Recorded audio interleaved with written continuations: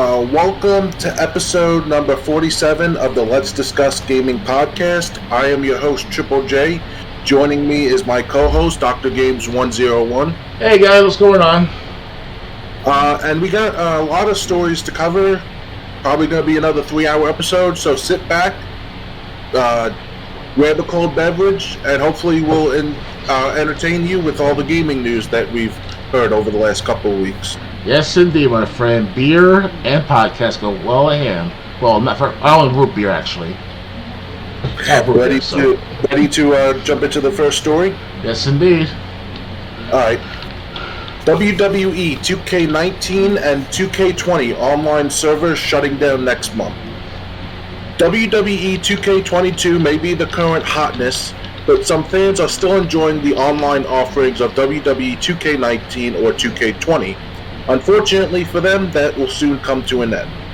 The WWE Games Twitter account tweeted that on June 30th, the online functions for both of these games will be shut down. Excuse me. 2K explains that doing so allows the team to give its full attention to supporting 2K22. Once the shutdown occurs, 2K19 and 2K20 players will be unable to play online, download or upload user-created content, or interact with presumably any other feature dependent on the servers. While 2K20 is largely remembered as a disaster, 2K19 was generally well-liked, but both games haven't exactly maintained bustling online communities. The average Steam player count for both games currently sits between 90 to 130 players, so it's easy to understand why 2K would feel justified in sunsetting online support. Furthermore, WWE 2K22 garnered positive reviews and recently received the first pack of DLC wrestlers of its months-long roadmap. On paper, it behooves the team to bolster a game perceived as a relative return to form with updates as much as it can. It's undeniably a bummer to lose such a big function of the old titles for preservation purposes, if nothing else, but at least fans have plenty of time to squeeze in some online matchups before the final bell tolls. So, what do you think of 2K planning to shut down servers for its two older games?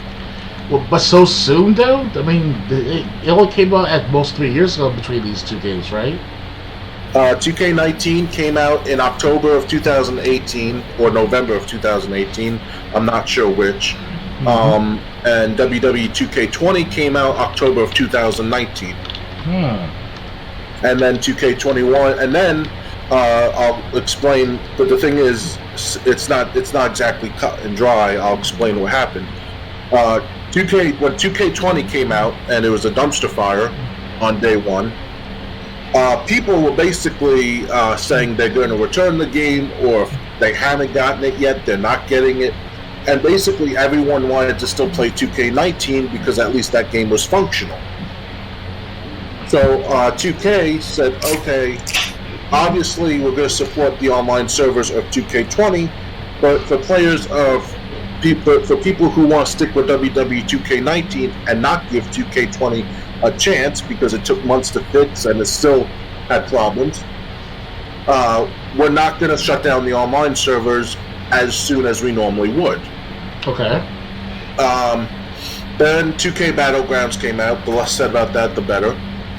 And then 2K22 came out, and like I said, 2K22, it's basically 2K20 with a somewhat updated roster.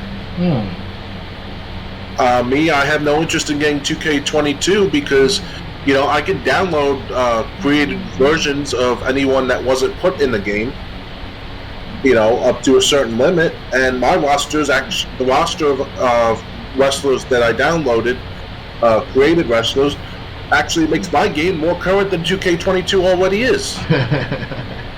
Funny. So no, that's the truth. So it's kind of like, and the thing is, the whole reason about the game account shrinking that they mentioned, like on Steam and everything, that's probably because of this of the stature that 2K and before them THQ set, where when the next game came out, 3 months after that game came out, the previous game would go offline. Okay. So it's kind of like, people were expecting this to happen. It's expected? Wow. The gamers themselves? No way. When 2K20 came out, people were messaging 2K saying, "Hey, we don't want to have to play 2K20. Can you keep the 2K19 servers up?" Oh, wow. And since there was such a big outcry, they did. But now 2K22 is out, and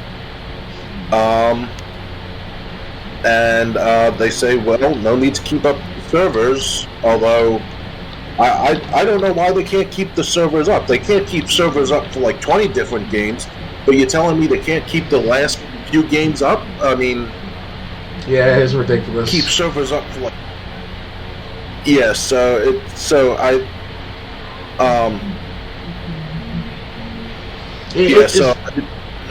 a point. It's to a point where the wrestling video games are not good as they used to be back during the 2000s, late 1990s. If you remember correctly, SmackDown 2, and was it SmackDown Just Bring It, so on and so forth. Those were like one of the best times to play wrestling video games.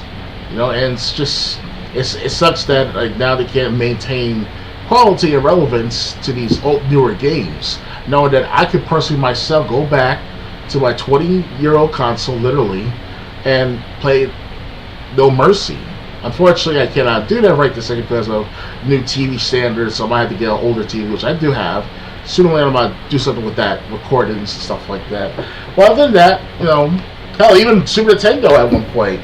With Doink the Clown in it, that was a good game with Doink the Clown in it. Because he had that special slap he does with his hand is like the size of like a mitten, like a twice the size of a mitten and shit. It was crazy, but yeah, that was good times with wrestling games. Now it's just that it's all about microtransactions, and I never even got to play 2K 2016 yet because of the quality I heard of from the previous games. Now, I'm not sure about WWE 13, 12, so on, and around that trilogy era sorts, but definitely 2K series started to go downhill tremendously. So, yeah. It was a major turn off. To give a quick rundown, WWE 12 was a lot of fun, in my opinion, especially when you got to the Invasion storyline. They did it 10 years later. But they had basically everyone from WCW that was still alive participate in WWE Current Day Invasion. Mm-hmm. Unfortunately, you had to play through Sheamus and Triple H's story to get there. 13 was a just downright mess. But that's why companies should not release games 2 to 3 months before they go out of business. Oh, yes, indeed. 2K14, when they took over, 2K basically picked up where THQ left off, and that was a lot of fun. The 30 years of WrestleMania that you could play through. They had the universe mode. They had storylines where you could download storylines that people made and play through those storylines, which now don't exist since the servers were shut down. Mm-hmm. 2K16 was all right for the Stone Cold Steve Austin showcase career. Although they kind of skipped like the whole Invasion storyline, they just summarized that, which I understand why, because the game came out in 2015, and back then Kurt Angle was in Impact Wrestling, so they couldn't use him in the game. Just for one wrestler, Kurt Angle only. Well, no, there were other wrestlers there, but I'm saying Kurt Angle is the only wrestler from the Invasion that was in Impact Wrestling. Okay, I see. And if you remember the summer of 2001, it was always Stone Cold and Kurt Angle. Stone Cold and Kurt Angle. Yeah, Unforgiven. Yeah, Unforgiven, SummerSlam. Basic Stone Cold turned on Kurt Angle at the actual Invasion pay-per-view. Mm-hmm. No Mercy was Stone Cold, Kurt Angle, and Rob Van Dam. Yep. And then there was Survivor Series, the 10-man tag. Then Kurt Angle betrayed Stone Cold in the WCW ECW alliance. Yes. Interesting. But 2K16 was still fun. They even had a couple of Stone Cold matches from WCW and his one match in ECW. But the games, other than that, just really have been downhill and have been a lot less satisfying to play since then. I see. And we've gotten used to the game 15, 16 months after it comes out, the online servers get shut down. Interesting. Yep. Ready to move on? Yep. Okay. Next. This Mass Effect 4 collectible might hint at the return of Commander Shepard. The original Mass Effect trilogy is one of gaming's most celebrated epics, despite the controversial finale of the third chapter. Depending on players' choices, the fate of legendary protagonist Commander Shepard was either ambiguously hopeful or dismally tragic. Mass Effect Andromeda moved away from a Shepard-led story, and players have been eagerly awaiting any news about the next numbered installment. A Mass Effect 4 trailer dropped during the 2020 Game Awards and revealed everyone's favorite Asari Shadow Broker, and now a new lithograph might be hinting at the return of the illustrious commander. According to a VGC report, the initial description of a Mass Effect lithograph says it all. While Shepard and the survivors are left to pick up the pieces, fans are left wondering what's next. YouTube, Mr. Hopian, noted that the text was quickly swapped out for something less direct. It now reads, the threat of the Reapers might have been ended, but at great cost, including Earth itself. While the survivors are left to pick up the pieces, fans are left wondering what's next. Read the whole thing for yourself by clicking the link. Could the sun change mean that the commander is coming back? Only time will tell, as Mass Effect 4 narrative details have been particularly scarce. Of course, BioWare isn't only working on its famed space opera. The next adventure in its high-fantasy RPG franchise, Dragon Age, is on the way too. Similarly, story info for that game is few and far between. The excitement for both series couldn't possibly be higher. Would you like to star as Commander Shepard again? Yeah, why not? I mean, he's considered to be the backbone and the head of the antagonists of the Mass Effect series. I personally myself played the first, now up to the fifth hour, about third, fourth hour of the game, and I'm up to the point where I have to track down this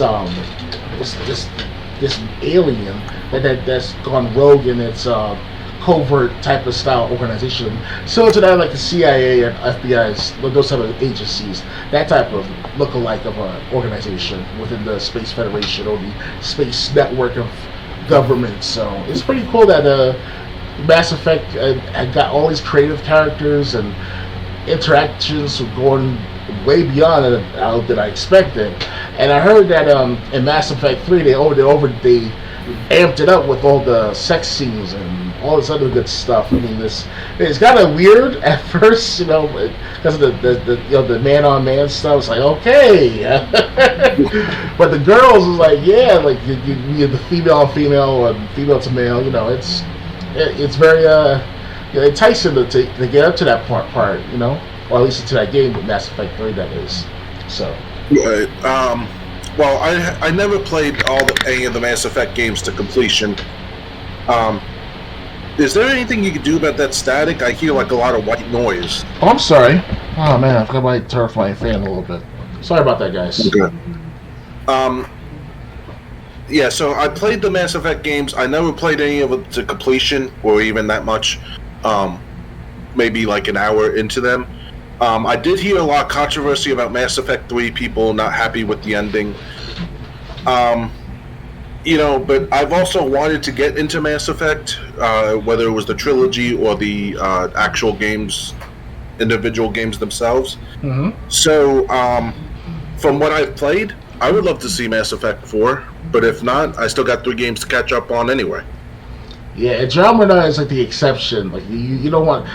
I saw someone, I don't know which YouTuber, he played a cutscene that he was on where this lady was transforming itself with this, not transforming, but just going through these weird motions where the arm is twisting around the other way, and then the back is turned the other way, and then it started to extend further and further. It looks like some sort from The Exorcist, you know, the movie. You know, it's like, what the fuck? It's ridiculous, man. I mean, I'll still buy Andromeda for like $5 brand new. Wow. Yeah. Well, okay, maybe not $5 literally, but you know, it's like the failed project of the Anthem. I know this is a little different; it's a different game altogether, but you know, that was one of the worst games of the decade and of 2010s, that is. And that one, the first hour was good. Don't get me wrong; it's like Metal Gear Survive. All that first hour is always the good hour, the best hour, right? After that, it just turns out to be this microtransaction, repetitive, unable to guide yourself through this game properly type of moments, you know. So, all right. Let's hope Mass Effect 4 would not end up like Andromeda, you know. Right. All right. So so hopefully we will see Mass Effect 4, and hopefully it'll fix the mistakes Andromeda made. Mm-hmm. Ready to move on? Yes, indeed. Okay, next. FIFA is dead. Long live EA Sports FC. After nearly 30 years of partnership, EA Sports and FIFA, the international governing body of association football, are parting ways after the release of this year's soccer video game. The announcement comes from a blog post from Electronic Arts that reveals what's next for the footy franchise. With the current deal dissolving in 2023, EA will no longer use the FIFA name on its popular football series, but will instead adopt the moniker of EA Sports FC. It's shedding any license identity in the name, but still keeping many of its deals with existing football clubs and players. Cam Weber, general manager of EA Sports, writes in the blog post, "Everything you love about our games will be part of EA Sports FC. The same great experiences, modes, leagues, tournament, clubs, and athletes will be there." Outside of potentially losing the use of the World Cup tournament, it's unclear what else might be missing in future iterations. However, EA is still boasting impressive numbers of players and teams involved moving forward. A unique licensing portfolio of more than 19,000 players, 700 plus teams, 100 plus stadiums, and 30 leagues that we've continued to invest in for decades will still be there. Uniquely in EA Sports FC, says Weber. That includes exclusive partnerships with the Premier League, La Liga, Bundesliga, Serie A, the MLS, and more to come. This year's FIFA 23 sounds like it will be business as usual with more features, World Cup content, leagues, clubs, and more, and won't be subject to any of these changes. Weber says that we'll have to wait until summer 2023 to hear more of what's to come for EA Sports FC. How do you feel about this change in branding and partnership? Is FIFA just a name to you, or does it bring something special to EA's brand of virtual soccer? Well, the name FIFA, I could have sworn it stands for sort of Football and Federation, so it's kind of like showing the legitimacy of the soccer network of players. You know, it seems it's going to be very different from here on out of the name itself. Kind of interesting that FIFA likes to have these every single year type of games like FIFA 15, FIFA 16, 17, 18, and so on, up until 2020 and beyond. But now they're trying to change it up a bit, try to see if they can grab more money for themselves, EA, and rather than sticking with a partnership with FIFA that creates both of the parties mutually gain out of the situation. Because if EA is trying to promote some sort of or try to take advantage of this moment to capitalize on short-term gain, it's going to hurt them in the long term. It's just, I don't see them try to think about the long term anymore, these gaming companies, no matter how big or small they are. Well, it's always said the big ones are the big problems with them thinking long term, but definitely it's like, you know, in general speaking, that's what's going on in today's world of gaming. All right. Yeah, well, I mean, it's hard because FIFA's been around almost just as long as Madden, or just as long as Madden. So it's kind of hard because it's a name that's been there. It's a name that we all are familiar with. Everyone knows what FIFA is, even if we don't know that it actually stood for something. Everyone's familiar with the name. So EA Sports, I don't know why they're calling it FC, but it just EA Sports also doesn't have that great of a name. EA Sports tried to release their own fighting game one time, and it just was really bad or really mediocre compared to UFC. Oh yeah. So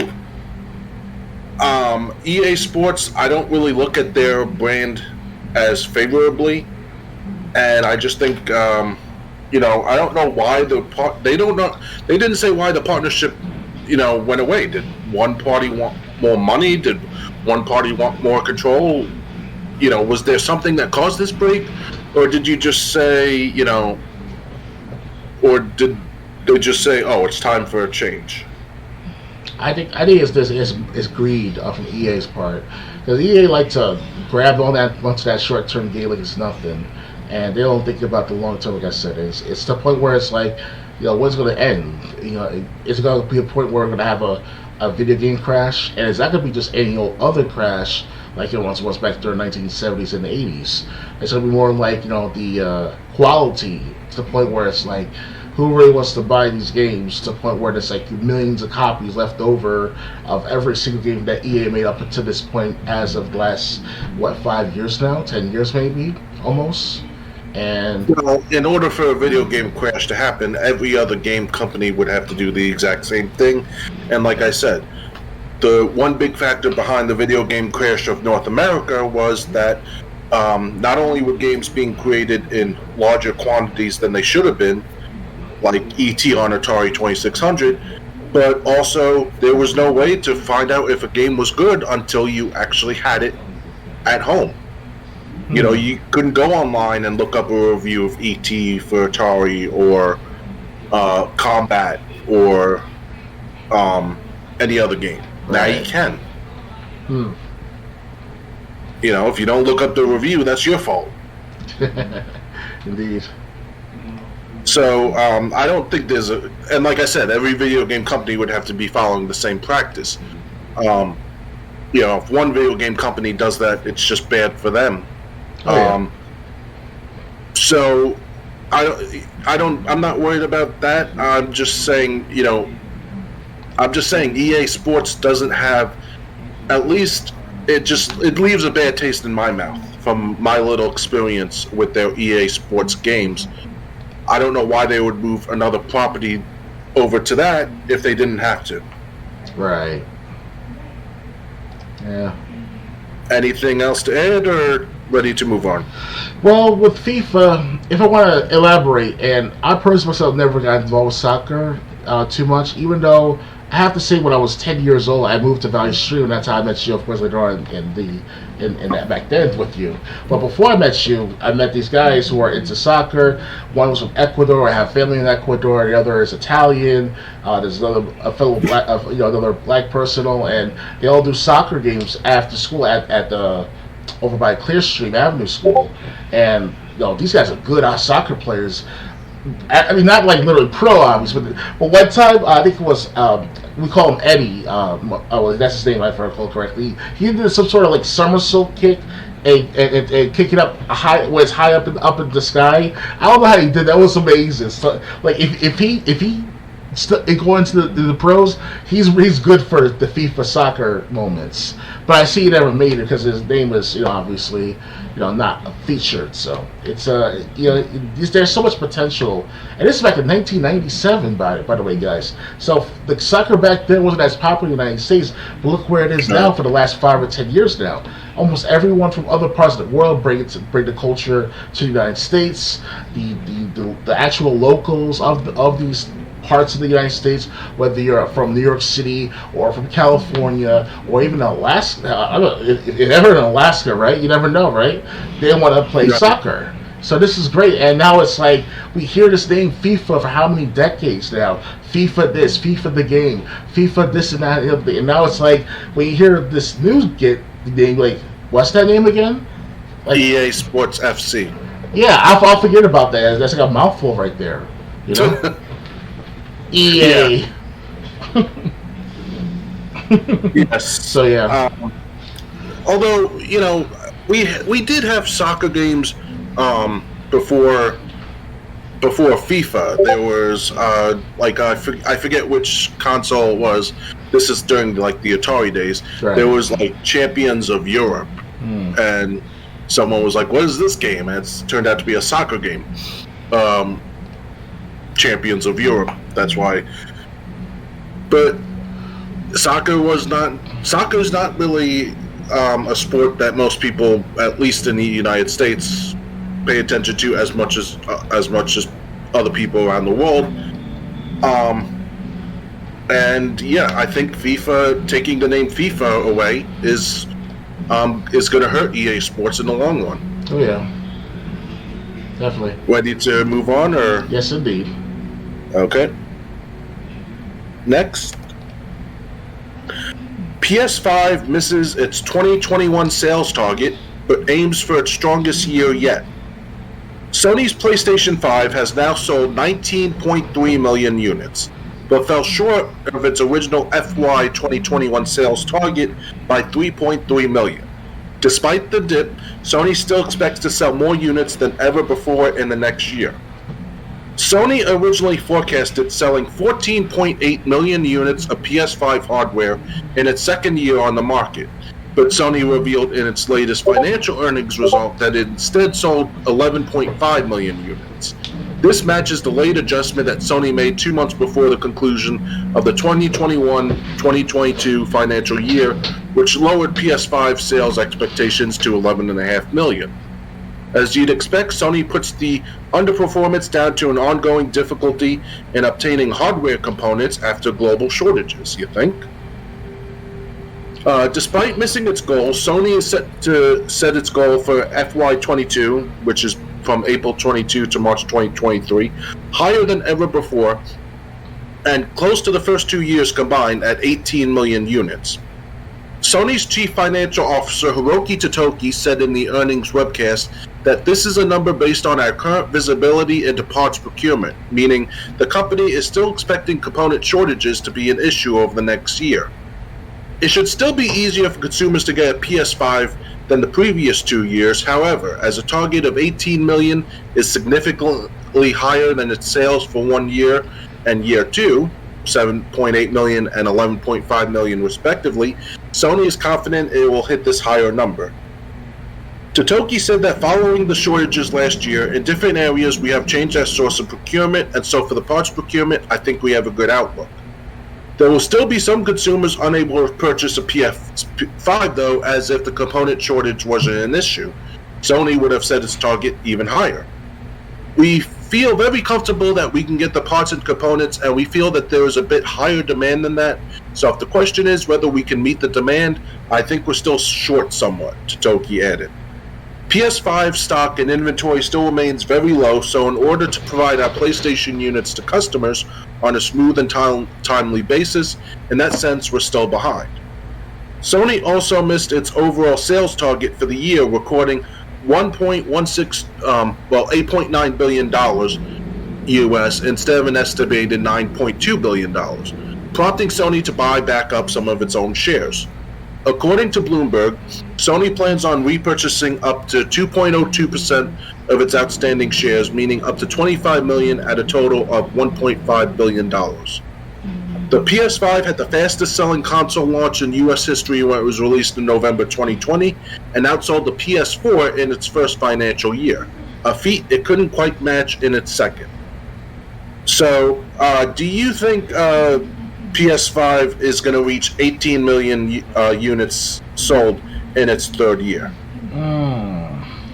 That's a good question. Because PS5 is still a demanding product, to this day after, wasn't that almost 2 years since the release of it, of these new game systems?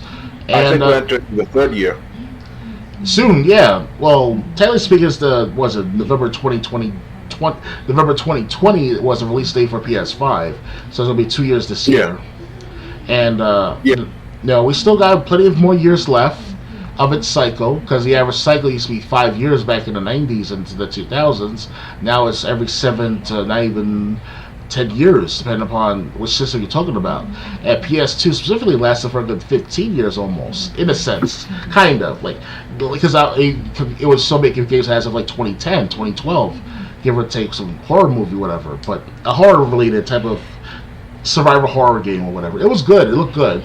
Don't forget the name of the title. But anyway, games like what's it called? Forsaken, or not for this is Forspoken actually. Excuse me. Forspoken is coming out this year, and it is also going to be GTA 6 in the next couple of years, at most 5 years. Depends upon how much they want to accomplish. You also got to consider the fact that they're in competition with the Nintendo Switch now because a Kirby game came out this year, along with the Super Mario update or whatever.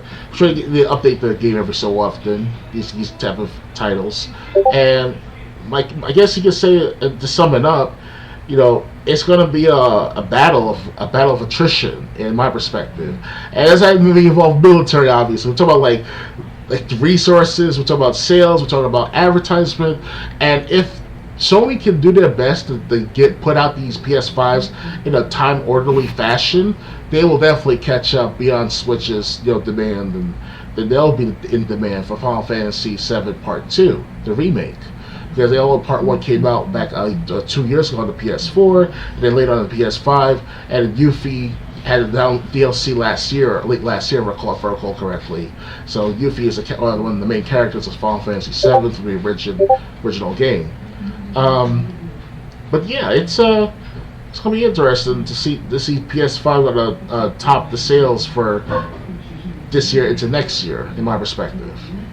So it's gonna be cross your finger moment for them. While I think the PS5 is going to continue to sell well, I don't think they're going to hit the 18 million target. Like I said, too late. Like I said, they just sold less than 12 million the year before. So, what makes you think they're going to increase that number by 6 million units the next year? In its lifetime, they can't do that, but not in the year by year. But we're talking about what are they going to do in this year 3? Yeah. I just while 18 I think if I was a betting man, if I was to put money on it, and someone said, would you be willing to put down $20 that PlayStation 5 is going to sell 18 million units in year 3, I'd be like, no, I'm going to put my $20 on the fact that they can't do that. Mm-hmm. Obviously, I hope it sells well. I hope they do well, but it's like they're really shooting for the highest, but I think their number is. I just think it's an unreachable number. Also, with things like inflation and things going on, it's not going to stop the inflation for a while. It's going to continue because of the bailouts and not bailouts of the people, but the stimulus checks are catching up to the federal budget, and that's just the government itself. So if the government starts to screw up, then the economy's going to screw up as well eventually because of their overspending. So yeah, it's not just the stimulus checks; it's also government spending. Yeah, which is hurting everyone. But yeah, like I said, if we were back in 2019 dealing with 2019 numbers and prices, maybe, but I don't see that happening. I just don't think Sony can reach that number in the next 12 months or in the next sales year. Oh yeah, 2019 was an interesting year. That's when games started to falter, and and the economy was booming no matter what the game sales or the game and atmosphere was like at the time in 2019. It's just that there was not enough good games to put the Xbox One to its forefront. So they focus on PS5 and then Microsoft with the Xbox Series. So let's give and take. Yeah. So, but as I always have to say with these stories, time will tell. We'll see how many PS5s do get sold. Oh, yeah. Ready to move on? Yep. All right. Next. EA teases 4 games in 2023, including a new remake and major IP. Looks like we're getting more than just Dead Space.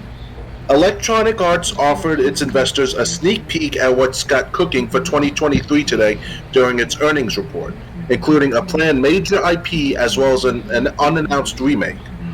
A slide on EA's Q4 2022 earnings presentation gives a look at its next 4 months of releases with F1 22 in Q1, FIFA and Madden NFL in Q2, and Need for Speed and NHL in Q3. In Q4, which covers January through March of 2023, we got one name franchise, PGA Tour, but we also see 4 big enticing unknowns. Major IP, partner title, remake, and sports title. It's not clear now exactly what any of these 4 are. The remake invokes thoughts of the known Dead Space remake, but it's unlikely that this is the case. EA both mentions in a footnote that all 4 games have not yet been publicly disclosed, and Dead Space was officially announced last year, so it looks like we're getting a second remake of something in 2023. For the major IP, it's possible we're looking at the next Dragon Age or Mass Effect game, both of which are currently in development but haven't been given full-blown public announcements with titles and fanfare. It's worth noting that in the following slide, EA lists new studios in the Seattle area that are working on an unannounced open-world action-adventure game, which is another possible candidate for whatever this is. Plus, Motive has an unannounced IP under its banner alongside Dead Space. As for the other 2, one possible guess for the sports title is that we're finally seeing the fruit of EA's unannounced return to EA Sports College Football.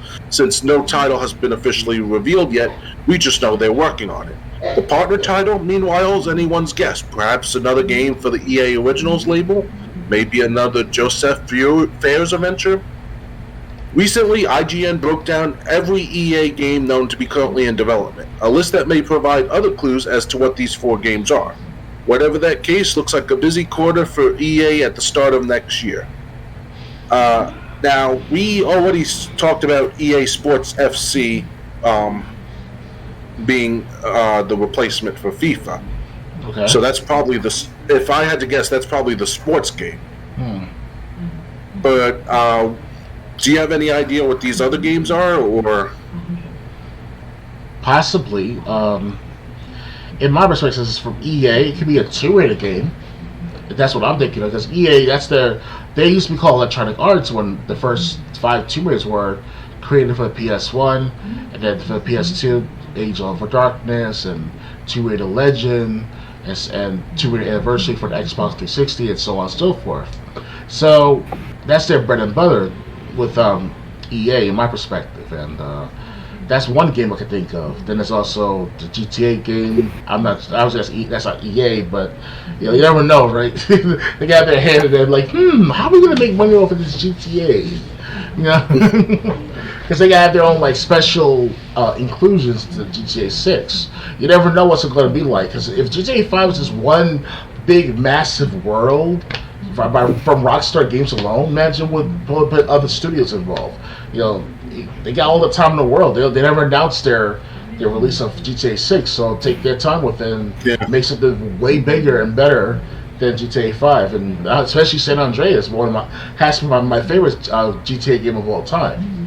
So, but other than that, all right. Well, I think two of these games are EA Sports FC and the possibly Mass Effect 4. I have no idea what the unannounced IP could be, but it just looks like EA has a lot on its plate than we originally thought. We were talking about EA Sports FC being the new name of the FIFA games. We talked about possibly a Mass Effect 4 coming out. They also said Dragon Age is in development, so that could be another one of the 4 games. But I don't think Tomb Raider wasn't Tomb Raider Square Enix? I could have sworn it was Electronic Arts. I could be wrong. There could be a Medal of Honor game as well. Medal of Honor was made by part of EA's help too. It's called Electronic Arts back in this day, and one of the best Medal of Honor games I have to say was Allied Assault in my opinion. That's another game that we could think of too, because it's been that franchise for over at least 5 years now. At least, yeah. So, maybe even longer. Yeah, they did something with it's called Spear Hunter, but I forgot that's for the PC gaming copy of the Medal of Honor 10th Anniversary Edition. I have 2 copies of that. One was the black label or the black casing, and the other is the silver style. That's stylish, but it has like the 10-year anniversary. It comes with at least 4 or 5 games, a soundtrack, a CD, and a booklet containing all the instructions and the codes, the input to play the game on through your computer.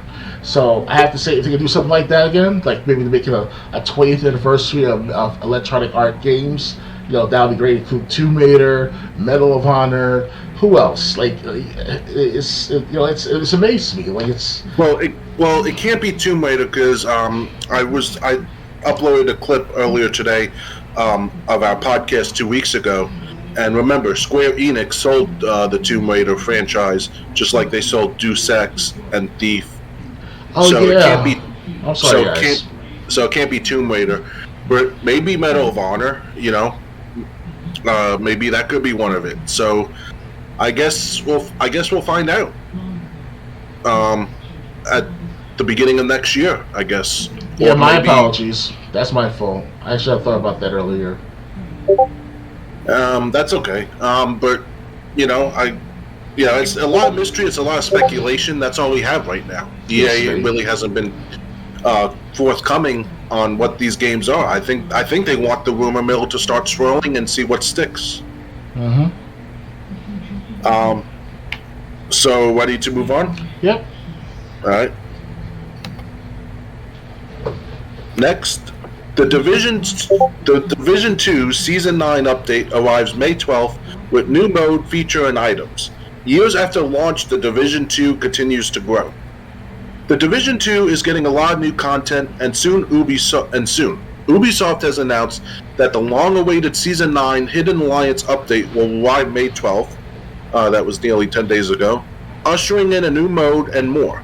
This is just the beginning too, as there are additional seasons 10 and 11, coming in the remainder of 2022. Hidden Alliance adds a new enemy target, Captain Lewis, a former Division commander who broke their oath and became a traitor. Before players can take on Lewis, they must defeat his 4 True Son underlings.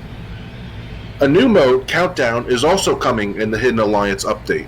Described as an intense co-op mode, Countdown gives 8 players 15 minutes to stabilize a plant to prevent a lockdown.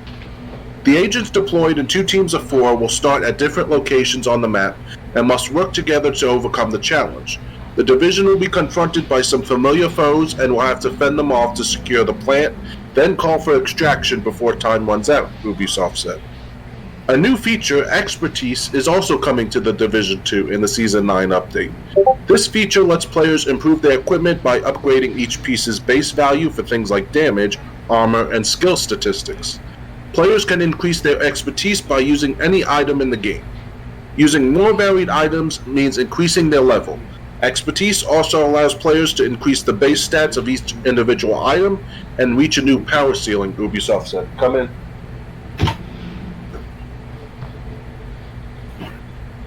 The Division Season 9 also adds new weapons and gear, including the Heartbreaker gear set, more exotics, and additional named items. To coincide with the Season 9 launch, Ubisoft is making the Division free for all players across Xbox and PlayStation, as well as PC via Epic Games Store and Ubisoft Connect. The game will also be free to play on Stadia, Luna, and Ubisoft Plus for that period. The Division franchise will expand even more in the future with the launch of the free-to-play shooter, The Division Heartland. Additionally, a mobile game based on The Division is coming. So, what do you think of these additions to the Division 2? I know you're not a big fan of The Division. Well, unfortunately, I never got a chance to play Division 2 yet. I would say, I have a copy of it through a bundle I had with an Xbox many years ago, back in 2016, when it was still at its peak of its player population. And the first division didn't do so well in its first year. After not even 6 months, the player base went down from 100,000 down to about not even 15,000. So, those he can say in comparison today with Halo Infinite and all, but this division itself, it's not that bad. It's the game is all right, but then Division 2 is like what's so different about Division 1? The only difference is the graphics and the play style a little bit different play style based on what I saw in the trailers of it before its release and all. And it looks like it's an interesting thing to do when you go to Washington, you're raiding that place to defeat the bad guys who are taking over the place during a disease epidemic and shit. So it's it's gonna be interesting to see what's gonna happen with this new season. And I should go backtrack to the first division to see what's it like, what they do with that game itself. So this really interests me. I honestly didn't know there were new additions for the Division 2. I thought what the Division games had was basically it. Mm-hmm. I'm excited that the Division 2 is getting these new modes, especially new bosses, new storylines. And also that mode with the plant where you have to secure it and get out of there in a certain amount of time. People would have to work together in order to have a chance of pulling that off. That sounds interesting. So I can't wait for these new modes. Mm-hmm. And I'm just happy that the Division 2 is getting more content in the future, because they said season 10 and season 11 will be coming this year also. I see. So, if you're a big fan of the Division like I am, I have both 1 and 2 on my Xbox One. At least 2 is still being supported and still getting new content. Mm-hmm. So, be on the lookout for those. Actually, this should have just launched. It said May 12th. It's currently May 21 when we're recording this. So, Season 9's Hidden Alliance is might already be out. Might just need to be downloaded. Oh yeah, I think I bought Division 2 if I recall correctly as well. It was on sale for about $15, $20. And I said, I had the extra money. I was like, might as well buy a copy. If not, then I'll wait until the summertime that's when the sales are going to be good to buy Division 2. So I got Division 1 with the console on for a discount. So why not wait for the Division 2 for the summer sale? What do you think of Division possibly making a free mobile game?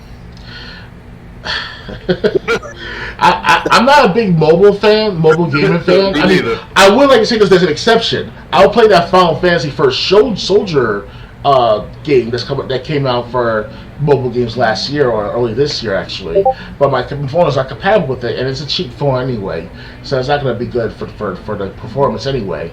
So if I ever get an Android 12 with Nokia or the Samsung Galaxy edition, that would be great to use that for that Final Fantasy game. But I'll go back to Division.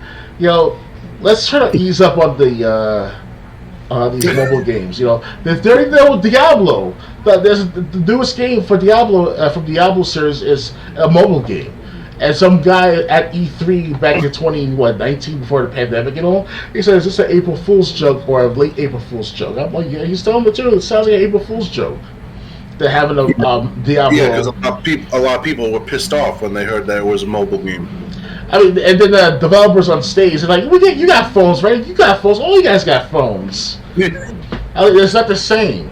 When you're at work, you don't play fucking Division 2 on a mobile game in the middle of a lunch rush at restaurants and shit like that on your 30-minute lunch break. No, that doesn't work like that. At home, when you're at home, you just got back from work. You want to relax. It's a 40-hour work week. It's a Friday night. You got your weed. You got your beer. You got all this good stuff. And you want to sit down and play the good old Division 2 console edition. Or, better yet, like I mentioned earlier, the Diablo 4. Or Diablo 3, the official Diablo 3 trilogy the third of the installment of the trilogy. That would be great. Yeah. Obviously, I'm not going to be playing the Division mobile game either. I mean, this is my phone. Yeah, not really meant to play. I'm not even sure it could run Tetris, to be honest. But so the mobile game isn't really something that interests me. And I agree. The Division is not a game you can pick up and play for like 10, 15 minutes. Just as you got to a mission, you would have to stop playing. So I really don't see the appeal of the mobile game. I agree that they should focus just on the console versions. Focus on the console versions, basically. Yeah, if the mobile game is cheap, it's abundant, and it's a dime a dozen. Free to play, so. Say that again, Triple J? I think they said it was going to be free to play. Okay, but still, it's still cheap. It's affordable. You can play it for about 15 minutes at a time at the workplace on your lunch break, whatever, and the other 15 minutes you want to eat. So I know that feeling, So it's like it's mobile games of Diablo, mobile games of Division, Final Fantasy. I mean, you're pushing it, but it can work. But still, it's like, I don't know. I think I should try out more mobile games, right? But I got my handheld games. I got the Game Boy. I got my Game Gear. Even if it is 30 years old, 25 years old. Yeah, but it still works. Yeah, my Game Gear works after 30 years almost. So. Yeah, I got my Game Boy Color. That still works. Unfortunately, the Game Gear has no sound, so. It's been like that for a good 15 years almost. So. Well, we didn't say it was in perfect working condition. And I barely dropped the damn thing last time I checked. Ready to move on? I'm ready. Alright. Next. This is the next one. Gotham Knights developers drop new 13-minute gameplay video, scrapped last-gen versions. WB Games show Nightwing and Red Hood beating up some Gotham City goons. Developer WB Games Montreal dropped a new Gotham Knights video showing gameplay for Nightwing and Red Hood, two of the four playable characters. It's somewhat in-depth, highlighting both heroes' combat skills, the game's various modes of travel, and some unlockable gear. The studio also gave an update on the PS4 and Xbox One versions of the action RPG where Batman is dead, revealing that they have been canceled for quality reasons. From the game's official description, in case you haven't been following along, says, a new expansive criminal underworld has swept the streets of Gotham City. It is now up to the Batman family, Batgirl, Nightwing, Red Hood, and Robin to protect Gotham, bring hope to its citizens, discipline to its cops, and fear to its criminals. From solving mysteries that connect the darkest chapters in the city's history to defeating notorious villains and epic confrontations, you must evolve into the new Dark Knight and save the streets from descent into chaos. Gotham Knights is an open-world action RPG set in the most dynamic and interactive Gotham City yet. In either solo play or with another hero, patrol Gotham's 5 distinct boroughs and drop in on criminal activity wherever you find it. Kotaku reached out to WB Games Montreal for comment but did not receive an immediate reply. The 13-minute video begins midway through the story following Nightwing as he patrols Gotham City. It's dark out as usual, and he can be seen soaring through the air with his jet-fueled glider, the flying trapeze, an unlockable gadget the hero uses to get around the city. Nightwing hops off the flying trapeze to beat up some rooftop goons in combat that looks very reminiscent of the Arkham games. Nightwing interrupts a crime via a mini-game mode with rules and optional objectives, according to WB Games. He isn't alone. Out of nowhere, the resurrected Red Hood jumps in to assist. So, Red Hood, these advertisements are throwing me off. Red Hood, who's been revived by an assassin cult, has gained new soul energy abilities. WB Games showed off the Mystical Leap, a springboard Red Hood can deploy midair to propel himself upward.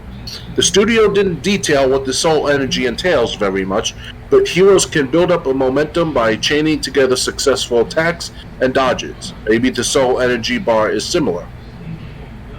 There's a separation between Nightwing and Red Hood, indicating that all 4 characters play differently. Nightwing is acrobatic, ping-ponging between enemies on the battlefield. On the other hand, Red Hood is a slower fighter who specializes in long-range combat.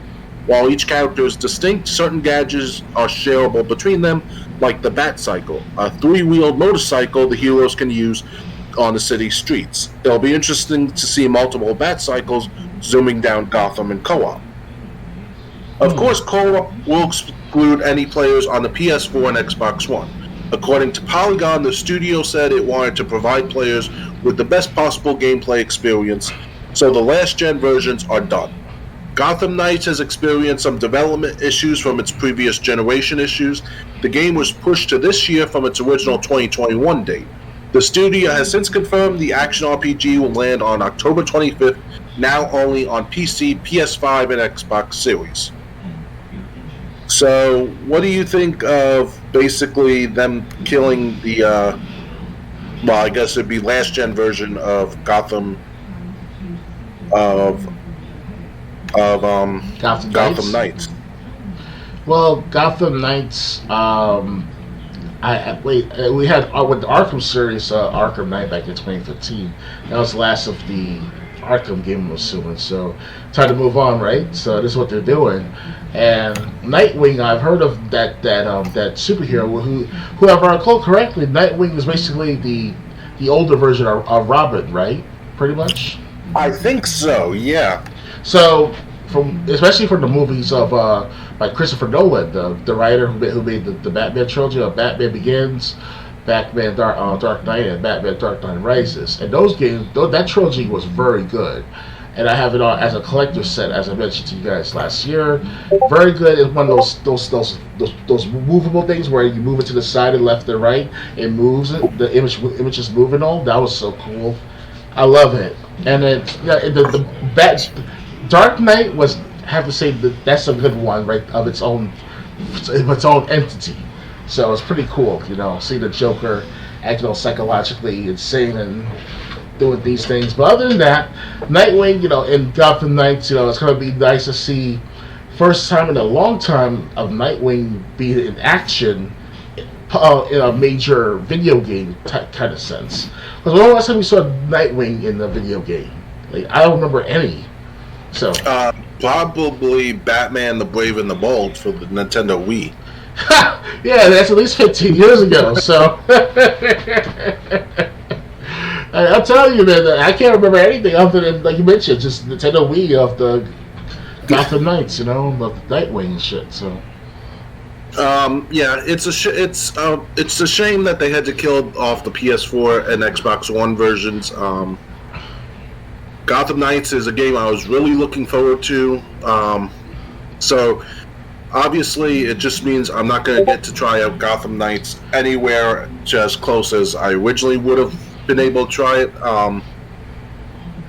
So if I get a PS5 or Xbox Series, obviously this is one game that I'll be looking forward to playing, whenever that will be. Yeah, it's just a shame. But I like how all 4 players are going to have different fighting techniques, which differentiate them from each other, from everyone else. So it's not like it doesn't feel like you're playing with the same character regardless who you choose. Indeed. That I like.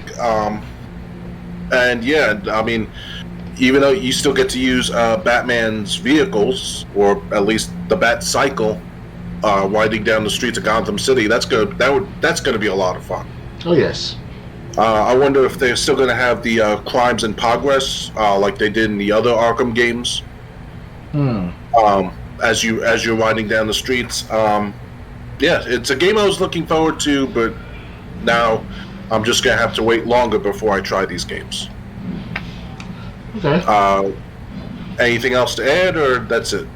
I just want to say though, I will one day collect all the Arkham Knight games. I got Arkham City, I got Arkham Asylum, Then there's Arkham, the Origins. prequel, Origins, the prequel, and there's Arkham Knight. So eventually I'll get to those games, and I have to say that I heard good things about them. So, and then if this is the icing on the cake, if not a whole new cake, by all means, that's good. We can make a series out of a gaming series out of this this new attraction. So yeah. All right, ready. ready to move on? Yeah, I'm ready. All right. Next.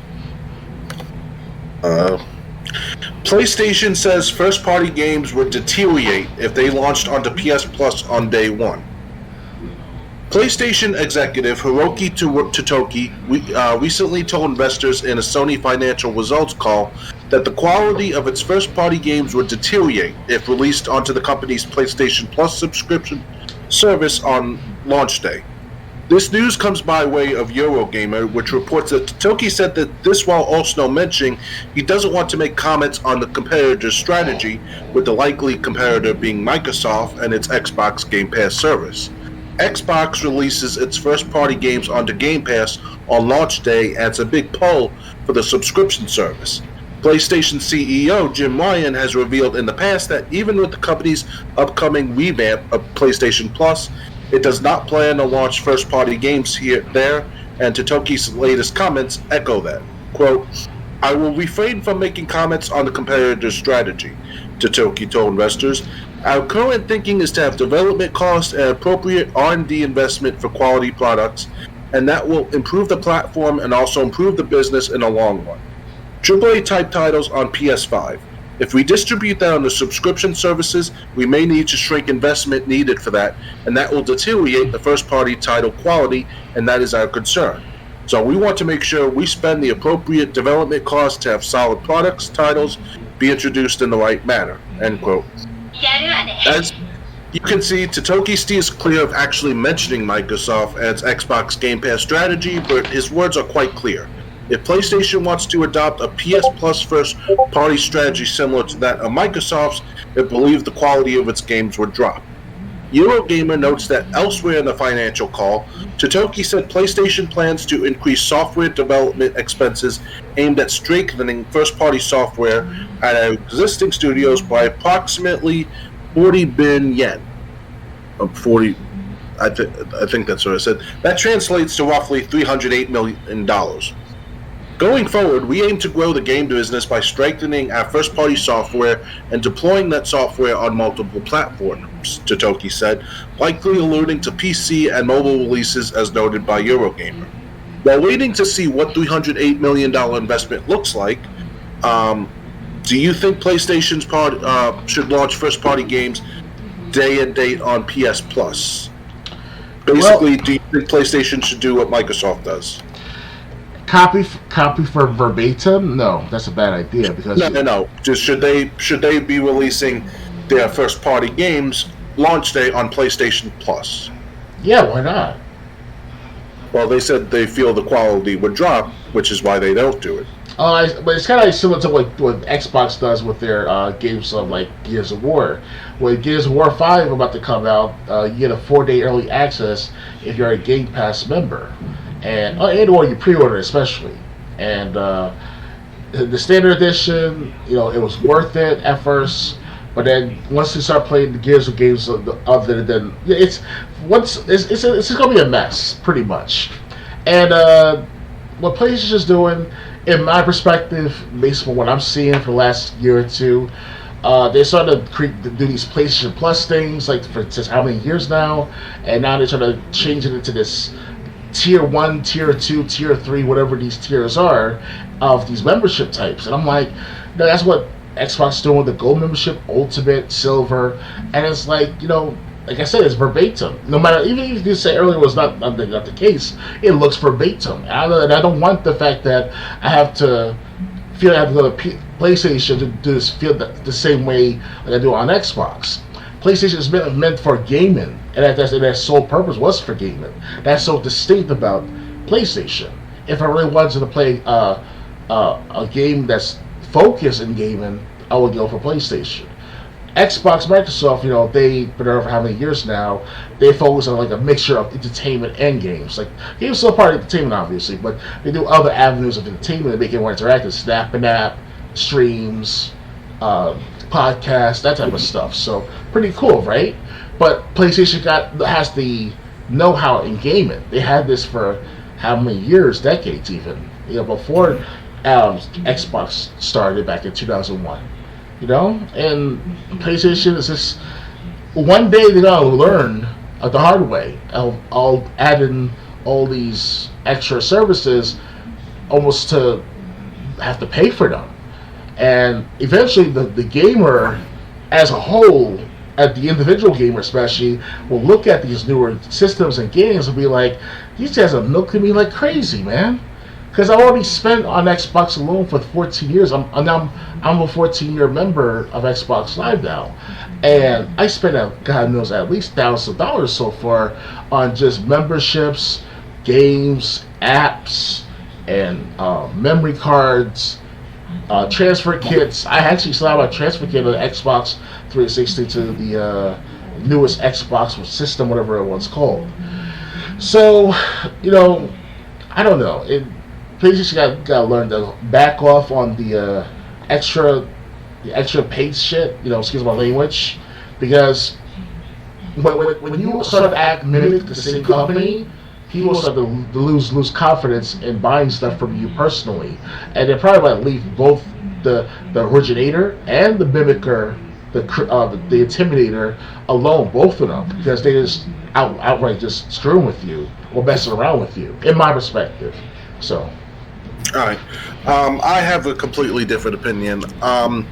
I do think PlayStation games should be launched, should be on PlayStation. Well, first-party games should be put on PlayStation Plus on day one.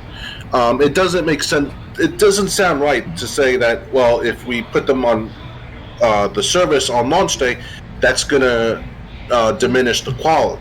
How? If when the game is ready to launch, you can't fix it. It's ready to be launched. It's ready to be released, and don't bring up patches. I don't want to bring up that because that's just laziness. Mm-hmm.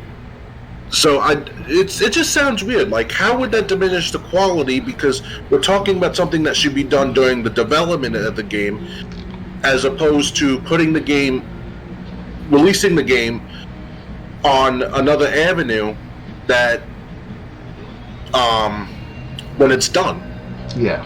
To me, it doesn't make sense. His answer just doesn't make sense on how the quality would be diminished, because when the game is ready to be launched, it's ready to be launched. It's ready to be released. Everything shown during Nintendo's May 22 Indie World Showcase. I want to get rid of this. Okay, I can't. Nintendo showcased more than 20 minutes of indie games during today's Indie World Showcase. And if you weren't able to catch it, or if you missed the name of the games you're excited to check out, or even its release date, we've got you covered.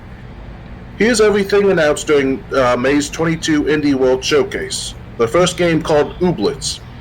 Developed by Glumberland, there's a good chance Ooblets is already a game you've played. That's because it was previously released in early access on Xbox One and PC back in 2020. However, it's now making its way to Switch, potentially in 1.0 form. It's the same game, which is to say it's a very cute farming life simulation game where you control a highly customizable character to grow ooblets upon ooblets. Okay? Batur, Lost Heaven. Set to release this fall on the Switch and PC, Batur Lost Heaven is described by developer Stormmind Games as a deeply story-driven game. It features lots of platforming and combat that blend your physical and mental powers. In fact, you can sacrifice one in combat to benefit and strengthen the other, which represents the push and pull between yourself and your conscience throughout the game's story. The physical and mental powers of a naive and reckless girl who lost everything are the only weapons to save the Earth from oblivion. A description for Batura Lost Haven reads. Jump on a journey across colorful and mesmerizing planets in this fast-paced adventure, where your conscience will carry the weight of your decisions. Electhead. Developed by one person who goes by Nama Takahashi, Electhead began life as a proof-of-concept game developed to fit the theme of flow in a school competition. After the competition, though, Nama Takahashi decided to turn it into a full game, and today, Electhead is a cute and charming platformer that embraces electricity. You'll use it to solve puzzles, move platforms, and more as Alec, a little electrical outlet-looking character that you control while platforming through a facility in an effort to restore light to the world. It hits Switch this summer, but if you don't want to wait until then, it's already available on PC. Soundfall. Set to release this spring, Soundfall is a rhythm-based looter shooter action game with musical gameplay. Described as a dungeon crawler, you'll control a girl who is the guardian of harmony, tasked with saving the world of Symphonia. You can do so alone or in 4-player co-op. Regardless of whether you go solo or have a friend tag along, you'll be using physical attacks and guns to shoot and take down enemies to the best of a great-sounding pop soundtrack. Filled with bosses, dynamic levels that react to more than 140 tracks in the game, and beautiful art style, Soundfall is set to hit Switch and PlayStation and Xbox and PC this spring, which hopefully means it's coming soon. Wild Frost. Wild Frost is a tactical roguelike deck builder from Deadpan Games, and it looks like a cozy great time. As you'd expect from that description, it features dozens of beautiful cards, card companions, and items to use to ultimately win fights against snowy creatures ranging from cute to scary but still cute. When you're done with your battles, you can return to the hub town to upgrade it and unlock new events, cards, and NPCs to interact with. Plus daily challenges aimed to keep you coming back long after the credits roll. Wild Frost will hit Switch this holiday. Totally Accurate Battle Simulator. Totally Accurate Battle Simulator, or TABS as the devs call it for short, is a very ragdollish fighter developed by Landfall Games, and it looks like it's filled with plenty of laugh-inducing combat. You can play as samurai, knights, fencers, and more in battles that feature more than 100 fighters in each team. Plus, TABS features mounts and more like woolly mammoth and other fearsome animals to help you take home the win. If none of the in-game wobblets fit your fancy, you can build your own in the unit creator, which allows you to create custom wobblers by deciding weight, size, speed, and more. TABS hits Switch this summer, but you can play it now on Xbox Series or PC. Gunbrella. Coming by way of Devolver Digital and Gato Roboto developer Dokensoft, Gunbrella is a noir-punk action-adventure game with lots of side-scrolling combat and platforming and some fun traversal mechanics too. The shooting looks reminiscent of Spelunky, but more advanced because you can use the titular Gunbrella to dive, swing, dash, and dive. Plus, you can scavenge the deteriorating world to find parts that you can use to upgrade your Gunbrella. Gunbrella hits Switch next year in 2023. We Are OFK. Indie pop band OFK is ready to tell this story of how the Los Angeles-based band rose to the top, or at least attempted to. Developed by Team OFK, We Are OFK is described as a music biopic told episodically, with new episodes released every single week until the story is over. All 5 episodes of We Are OFK will be released weekly, accompanied by the release of new OFK singles with each new episode, a press release reads. Episodes 1 and 2 will be released together at first. You play as Itsumi Saito, who struggles to make it in LA's music scene while managing a full-time job, a brutal commute, and more. However, one chance encounter with a rising Hollywood producer could change everything, and you'll witness that play out by the fully voiced cast when We Are OFK hits Switch this summer. Silt.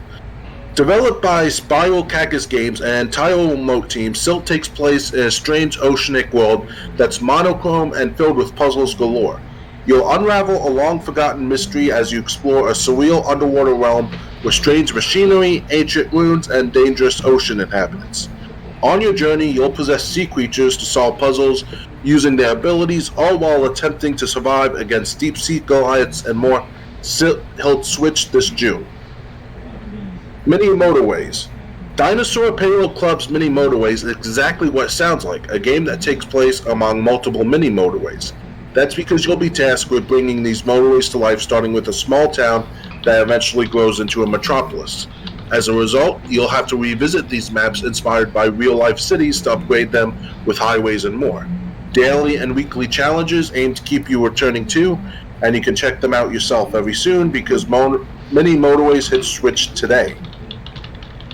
So it's already out. I see. Wayward Strand. Developed by Ghost Pattern, Wayward Strand takes place aboard a floating hospital airship in 1970s rural Australia.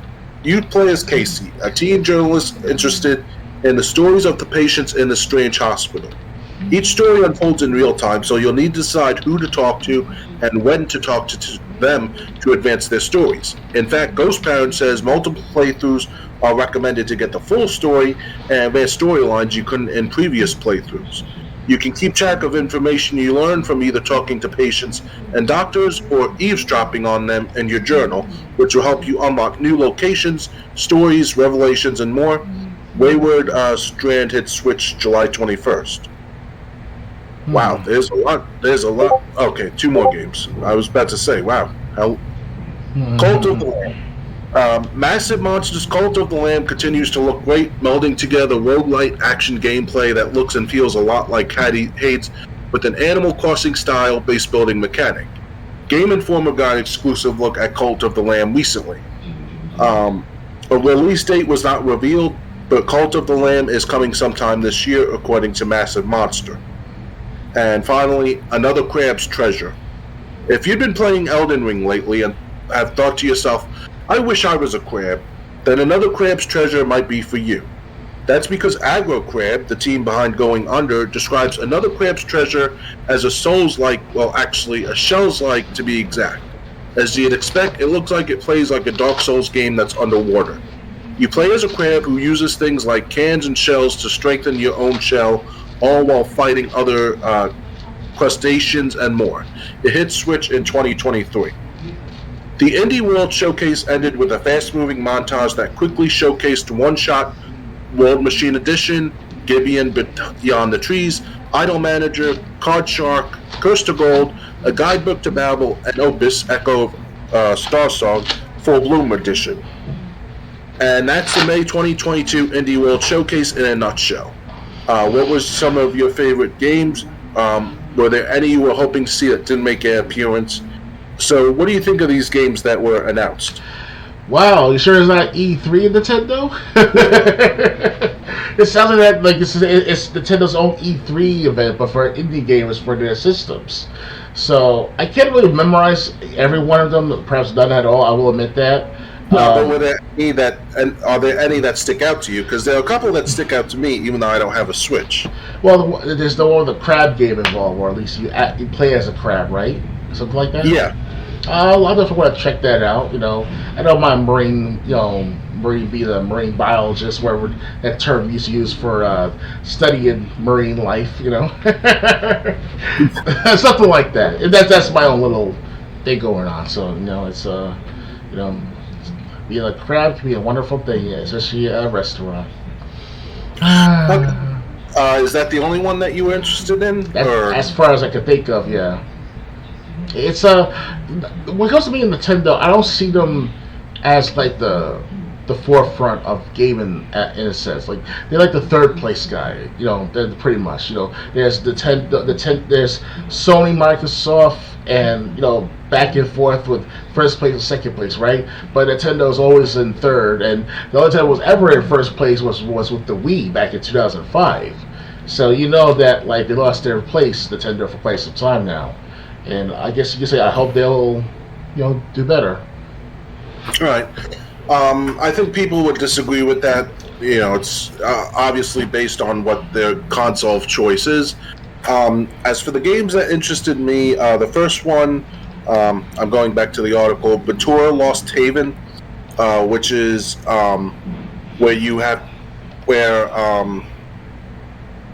where it's a story-driven game. The physical and mental powers of a naive and reckless girl who lost everything has to save Earth. So that's one thing. Also, Soundfall, the rhythm-based looter shooter. It sounds like a shooter that has a lot to do with music, and with 140 songs in the game. Those are the ones I'm actually interested in. I see. So those are the games that stuck out to me while reading this. If any of these games interest you, or these are all independent games, so I don't think any of these games will be releasing for $60 or $70 if they haven't come out yet. Yeah. Maybe some of these games would be for you, depending on what you like in gameplay. Oh yes, maybe if we want to play like time for a second. If the Nintendo Switch came out back during when I was 10 years old, it would be very amazing because I'd be interacting with so many different kinds of kids out there. Because back then we're the only ones that were playing Nintendo. Back in those days was the kids. Now it's the other way around. Now it's adults are playing it that grew up with Nintendo. So it's of course there's some kids playing Nintendo obviously, but the majority of the games like here, especially with Pokemon, Super Smash Brothers, Ultimate, those are like between 25-year-old and plus, Right. Yeah. So if you have a Nintendo Switch, some of these games are also coming out on other consoles. So it's not just Nintendo Switch specifically. Maybe I let you know of a game that you wouldn't have known about otherwise if you didn't watch Nintendo's Indie Showcase reveal. Mm-hmm. Ready to move on? Yes. Okay. Next, Capcom will release multiple major titles by March of 2023. The home of Street Fighter and Resident Evil is expecting another record-breaking financial year thanks to its strong library of games. Capcom reported a highly profitable financial year this week, but the company is anticipating that the 22-23 financial year will be even bigger. According to the company's outlook for the future, it plans to sell 37 million units, up from 32.6 million units the previous fiscal year, with 30 million of those sales coming from outside of Japan.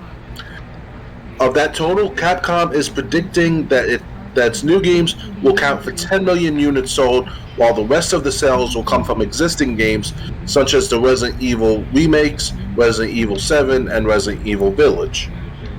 Capcom's current slate of 2023 titles include dinosaur-centric action game Exoprimal and the mysterious Pragmata, while Street Fighter VI's release window has yet to be revealed. In the more immediate future, retro fans can revisit classic games in Capcom Fighting Collection on June 24th and Capcom Arcade Second Stadium on July 22nd. Monster Hunter fans aren't being left out either, as the Sunbreak expansion is scheduled to land on Switch and PC on June 30th. The financial year ending on March 31st, 2022 had been a record-breaking period of success for Capcom. The company reported net sales of $850 million that were up by 15.5% year-on-year. Its operating income had increased to $330 million, and its net income was up by 30.6% when compared to the previous financial year, having reached $250 million. Resident Evil Village and Monster Hunter Stories 2: Wings of Ruin were big drivers for Capcom's growth in 2021, while its back catalog also contributed heavily to these numbers. So what do you think of these games from Capcom that possibly could be coming out within next month? Street Fighter VI, Exoprimal. We've talked about Capcom Arcade. And the Capcom Fighting, was it for the 40th anniversary or the 30th anniversary? Plus some pre-order? Fighting Collection. Yeah, I want to pre-order that with Best Buy sometime next month, if I can, that is, but I can't do it in time. Yeah, it'll be interesting to see these new titles. Capcom, the 40th anniversary edition. Capcom's been around for 40 years, I believe, right? So yeah, it's been around a long time. Yeah. Yeah, time flies, and Street Fighter is their backbone of their game, of their of their work, and I have to say they did a good job over the years. However, ever since Street Fighter V, I have to say they did a horrible job in telling people that arcade mode was not necessary, but they put it in anyway because of the backlash. So if Street Fighter 6, I'm hearing too that the logo of Street Fighter 6, the original one, the one that came out back like a year ago or 6 months ago, that one was something from another video game or another movie or something like that. I mean, it was one of those well-mentioned movies, or well-mentioned games, not the average, not those low B movies or B games or even the indie games. This is actually from other major sources in the gaming community. I'm like, wow, they're really that lazy to put the SF in that certain position and make it look like another similar product or a similar game of sorts. So the creativity is low in Capcom as of late, but their history is not. So as long as they rebrand themselves, but bring back the old school Capcom, the ones that we grew up with, the Street Fighter games, with the SNK versus Capcom, and now with the Ruby characters from Ruby, as you can see from my poster behind, they did something like that with Capcom. If I recall correctly last time I checked, because it was some sort of where it was like a crossover with the characters of Ruby and perhaps a little bit of SNK, some shit like that. Excuse my language, but you know it looked good, you know, that game. And I don't remember the exact title. I haven't seen it in months, but I did save it though, somewhere on my computer. So, but yeah, I cannot wait for Capcom the fighting game 40th anniversary, the Capcom collection, and I also own a Capcom's collection series. They have like Volume 1, Volume 2, Volume 3. Well, I got this with Volume 10 and Volume 18, something like that, where it features the Street Fighter game of Street Fighter Turbo, or is it Street Fighter Alpha, excuse me. So, and I also got a copy. At one point, I got a digital copy of Street Fighter Alpha, the movie, and that was very good. So those who want to know how to watch it or where to watch it, you should watch Street Fighter Alpha. I'm serious. It's a good movie. And you should also check out Street Fighter, the original Street Fighter movies from the 1990s. Even also the live action with Jean-Claude Van Damme. Even though it's cheesy, you gotta agree with me. If you're a Street Fighter fan, you'll love it too. So. Okay, well, I doubt anything would get me to like the Legend of Chun-Li, but I digress. Yeah, you know, a lot of Street Fighter 6. Hopefully, they don't make the same mistakes they made with 5. I don't want to hear that the online version of the game has been released with everything being added in later again. Mm-hmm.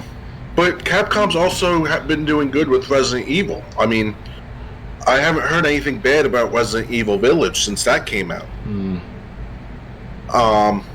So yeah, Capcom. That just like EA Sport, just like EA, they have a lot of games planned.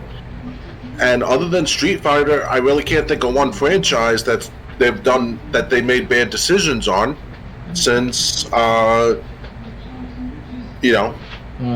That they currently release games for. Oh yeah. Ready to move on? Yep. All right. Next, a Codemasters studio has merged with Criterion to develop new Need for Speed. Codemasters Cheshire has been absorbed by Criterion Games to develop new Need for Speed games. EA announced in March of 2021 that it was delaying its next Need for Speed game out of 2021 and into 2022, so that Criterion could instead focus on development of Battlefield 2042 alongside DICE. Then earlier this week, EA confirmed in its financial results that it was expecting to release a new Need for Speed this year, while also revealing that it has 4 unknown games set to release between January and March. But we have an update regarding the future of Need for Speed. We can confirm Criterion Games and the development team at Codemasters Cheshire are officially coming together to create the future of Need for Speed forming one Criterion studio with 2 location hubs. Codemaster writes in a series of tweets, "This integration builds off the close partnership the 2 studios have developed over the past few months. Sharing common values and similar cultures, we strongly believe unifying the huge wealth of expertise across both teams will help us to deliver the best racing experiences we can for our players." Now, as you can see in the tweets above, Codemasters goes just short of saying it and Criterion are working on the Need for Speed expected to release this year. It wouldn't be surprising if this new studio team-up was doing just that, but as in these tweets, it seems the merged studio is looking ahead to the future of the Need for Speed franchise. Personally, I hope that future includes a return to the Underground series. I would love that too. Or maybe even just a remaster of the first Underground. Whatever it takes to listen to Lil Jon's Get Low again while driving around a neon-lit nighttime city, to be honest. What do you hope to see in the future for Need for Speed? Well, I'm not a big racing fan altogether, but I do follow these games like Test Drive, Gran Turismo, Need for Speed. And Need for Speed definitely gotten better over the years, up until a certain degree, that is, up until certain games, and from the Xbox One generation. But it still holds up to this day, and heck, I mean, if another Need for Speed game comes out with a feature, style to choose from, whether it's about making it rainbow or making it like tie-dye of their cars and stuff like that, maybe add a wrestling logo like WWE or something, or AEW, that might encourage some wrestling fans like myself to watch, especially the WWE brand, even though today's wrestling it's not the same, but it's I'll still watch. I'll still probably Need for Speed if it has something like that. So yeah. Okay. Personally, for me, Need for Speed Underground was. I never got a chance to try it, but I was a big fan of Need for Speed Underground 2. So if they remastered that game, I could revisit it, possibly play through all the way through this time. I would also like to see them do a remaster, if we're talking about remasters, of Need for Speed Most Wanted. I mean, I tried playing it on PlayStation 3. I don't know why, but the graphics just made it almost unplayable for me, which is weird for a PS3 game. But, if they did a remaster where the graphics were a lot more cleaner and it was a lot easier to see all the time, I don't know why I had this problem with that one game. I would like to see something like Most Wanted. I love the idea of trying to win races and having the cops not only try to impede you, but bust you during the race. And you have to avoid that, and you have to outrun them too. I would like remasters of those 2 series. Or maybe do a bundle of Need for Speed. Like if they do a remaster of Underground and Underground 2, do a remaster and a bundle release for both of them. That's what I'd like to see in the future Need for Speed. Okay. Ready to move on? Yep. All right.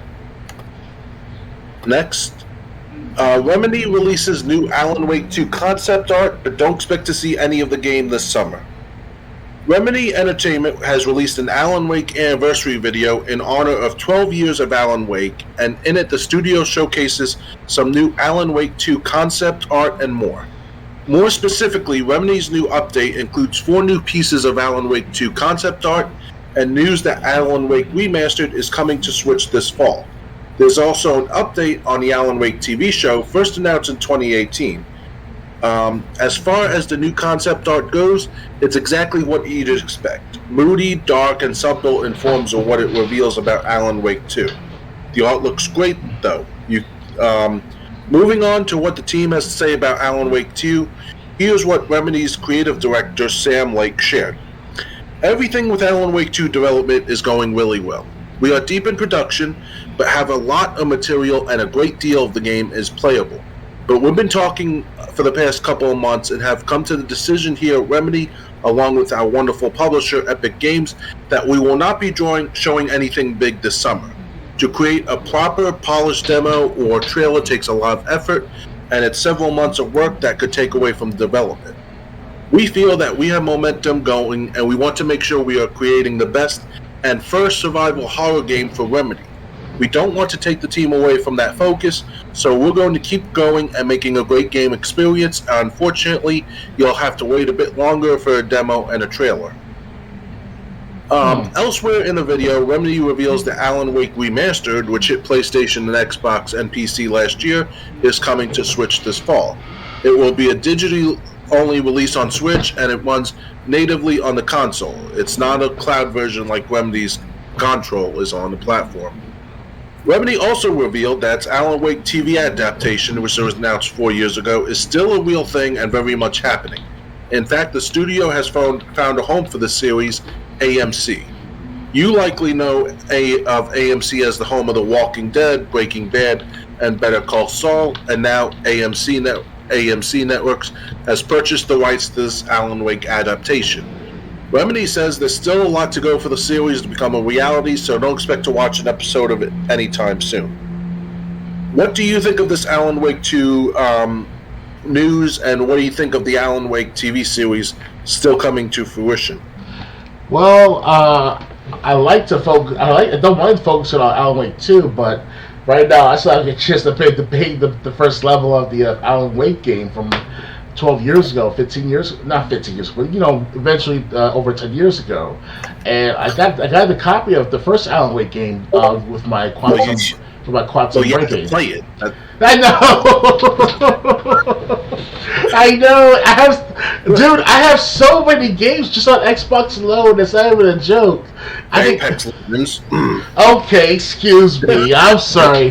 I want to make sure I get my good fun of the game before it shuts down, because I guarantee you there's going to be some big hacker one day they'll screw up all the servers of Fortnite, Apex Legends, you name it, and I'll be like sitting at home, be like, yep, I did the work of Apex Legends. You cannot say crap, shit, F-U-C-K to me. Because I earned it. I earned those stats. I didn't cheat. I didn't use what's it called, those wall hacks and aim bots and stuff like that. But getting back on point, Alan Wake 2 is going to be interesting to see, because, I think hard at the end. I'm not trying to spoil Alan Wake 1 myself, or try to spoil it for our audience here, especially for the gamers. But isn't like Alan Wake 1 ended with some sort of cliffhanger? Is that true? The base game itself did. I don't know about the DLC. Okay, because DLC is it's supposed to be optional. It's supposed to be like a what if moments, but that's about it. That's one pack. There was I think the second pack of DLC was optional, like a what if scenario. The first pack of DLC picks up right where the game left off. Okay, because there's also American Nightmare, which I have that also on my Xbox as well through either Game Pass or ownership of the game through Games with Gold. So American Nightmare, I played that for the first 30 minutes, so it was pretty good. It's to be interesting to see how Alan Wake 2 will look like on the Xbox Series, especially with its 14 teraflops, and that's a lot right there for one gaming system. So imagine the gigahertz behind the matter, the GPU, the CPU, you name it. Like just put it all in one spot with the Alan Wake. Spruce it up greatly from the first Alan Wake. People will be like, whoa! That's what I want to see. That's my reaction one day with Alan Wake 2. I'm like, whoa! Okay. Yes. My feelings are, as far as Alan Wake 2 goes, I'm excited to see where they go with it. I just hope they don't fall into the trap the first Alan Wake did. Because the first Alan Wake, while it was a great game, a lot of it takes place in the woods. There was very few locations that you visited throughout the entire game. And the woods just got boring after a while. When you're running through the woods, trying to get to wherever you're trying to get to. To the gas station? The first gas hour. Station, then you're trying to get to these old geezers' homes. Actually. And then, you'll know as you play the game. Basically, a lot of it took place in the woods. Mm-hmm. At least a lot of the getting from point A to point B. But so I hope Alan Wake 2 fixes that issue if it's possible. I would love to see the adaptation that they do on TV show. Right. I don't know. Well, if you think about it, the first game could probably be like a good 10 episodes if it's an hour-long show. Mm-hmm. And then when you throw American Nightmare and Alan Wake 2 in there, they probably got enough for at least the first season, if not 2 seasons. So, I'm looking forward to seeing... I just hope that there's a lot more action and not a lot of talking, because that's what killed The Walking Dead for me, the TV show. Too much talking, not enough shooting. Well, if you talk about the last couple of seasons, they did a lot. There was a good amount of talking I heard, and that's what turned off most people to watch the very end of that series. But the first 7 to 8 episodes, first 7 to 8 seasons, that was great. Especially between seasons 3, 4, 5, and maybe 6, and then it picked up again around season 7 with Negan. So it's pretty cool. Well, season 2, I think, is the episode I watched. Turned out to be like a season finale. Oh, you're talking about the video game. I'm sorry. I thought I was talking about the TV show. I'm talking about the TV show. Okay, I'm sorry. My mistake, guys. Season 2, what turned out to be the season finale of The Walking Dead. It was some episode where like they were locked in a bunker or like a basement of some kind, but then the guy who owned it was going to blow everyone up, so they had to get out of there. The episode was on from 9 to 10 p.m. The first time I saw somebody shoot a zombie was 9:51 p.m. The rest of it was story. Okay. That was too much for me. So I hope that the Alan Wake TV show doesn't fall into the same doesn't have the same problem as The Walking Dead did. Otherwise, it's going to lose. The TV series is going to lose me. That's what I have to say about Alan Wake 2. Anything else to add, or are you ready to move on? I'm ready to move on. All right. Next, Dead Space Remake gets January 2023 release date. Motive and EA have revealed that the upcoming Dead Space Remake will be released at the start of next year.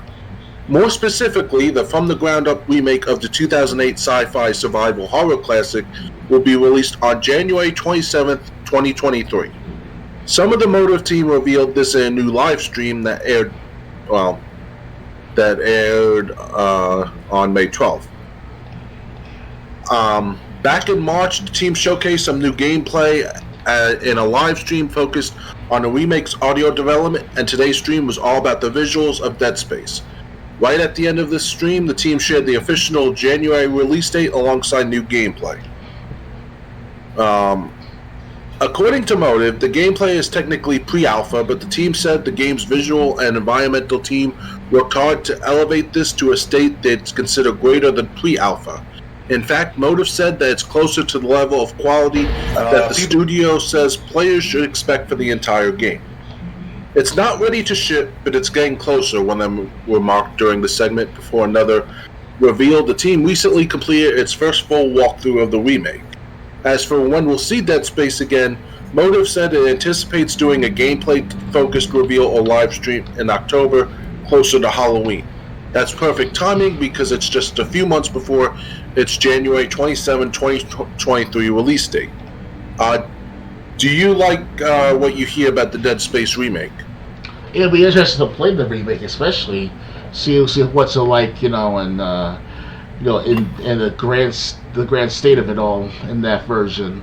I did play up to about 3, at most 2 hours of Dead Space so far, and it's pretty good. It's very scary at first, hearing all these noises in the background. Like, what is that? Where are they? Who's there? It's like, oh man, I was on my toes for a while because I was trying to find some sort of key for the elevator or something. Right. And also I went through this Veggie-O-Man, if you want to call it like that, where it goes in and out the door like shh, shh, shh, shh, shh. And it was like, whoa, what is this? I can't go through the door, which running into like Tomb Raider, you know. No, you gotta slow it down with time, or this cloaking device. Not cloaking device. It's like it's tied a standstill slow device where it slows down the area of the space and of its time. So, pretty interesting technology to have in that game, and I hope one day we'll have that as well. Unfortunately, there's limitations to that device in the game, but it's something. So, okay. Yeah, Dead Space. The one game I don't have.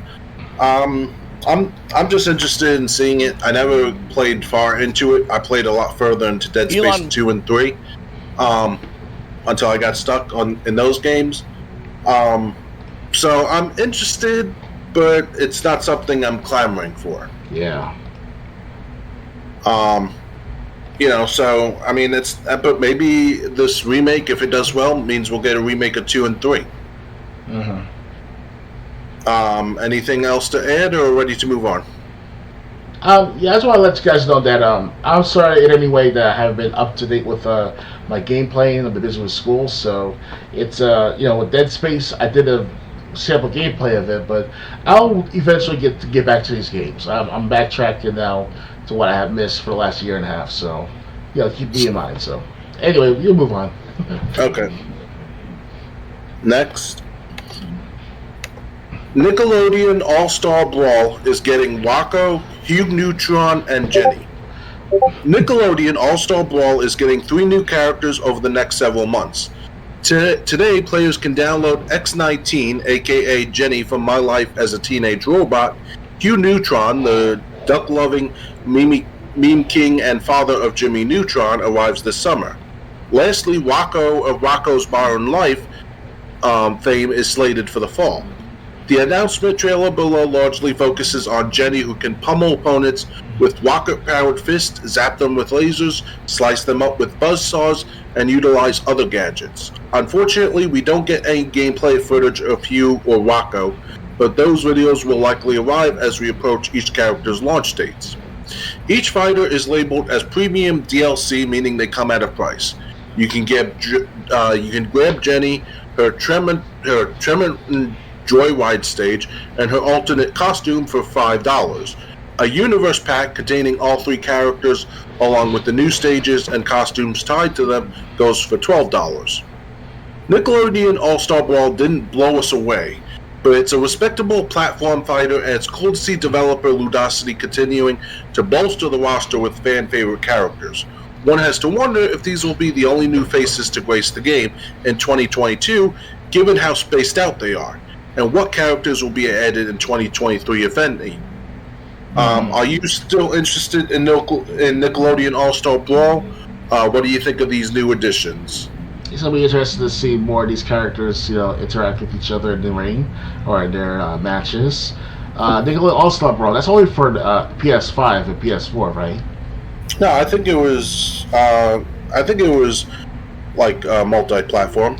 Oh, okay. So I'll definitely get a copy of mine. If they have like a... Go on. Go on. I'm just checking. Okay. If it's available for the Xbox One, especially, I'll buy a copy of it. Especially if it has a year 1 edition. Like, you know how they do with Halo 4 had the Game of the Year edition and things of that matter. That would be nice to have something like that where it includes all the DLC or access to the season pass with no problems, and get every downloadable character for about a discount of it, like they do with as the season pass. But other than that, okay, I'm all for it. I mean, I grew up with Rocko's Modern Life. They had a lot of offensive jokes in it that most kids, or not kids, but the SJWs want to call them, those sensitive people, they were like, "Oh my God, he's actually driving a bus in front of towards a human being like cow," and it's like, yeah, it's cartoons, and you see the guy that has antlers and stuff like that, the bus driver, he's like, the Louvre, and the Louvre is from in France of its art gallery and things that matter. So it's funny. And he still breathing after that. He's like,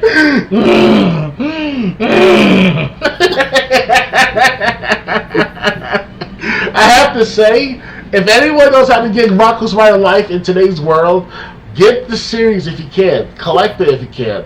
If you cannot collect it, if you have a decent source, keep that source. I'm telling you, I've found so many TV shows on this one, not one, but a couple of sites, and I got plenty of time to watch them. So it's like I don't say that I'll have all day, but I'll try to watch Rocko's Modern Life again, like I did earlier this year, late last year. I did it before, so yeah. Yeah. Rocko's Modern Life, that was one of the shows on Nickelodeon that I watched. I actually liked it once I gave it a chance. Rugrats was also one of my favorites. I remember them only having a couple of characters from Rugrats. When we talked about Nickelodeon All-Star Brawl, by the way, it was released on all consoles, last gen and I guess current gen, so it's on Xbox One. When we talked about it, we did go over the roster, the full release date, the launch roster, basically, and it was kind of spaced out between the new shows on Nickelodeon that came after we stopped watching, and the shows that were there while we watched when we were kids.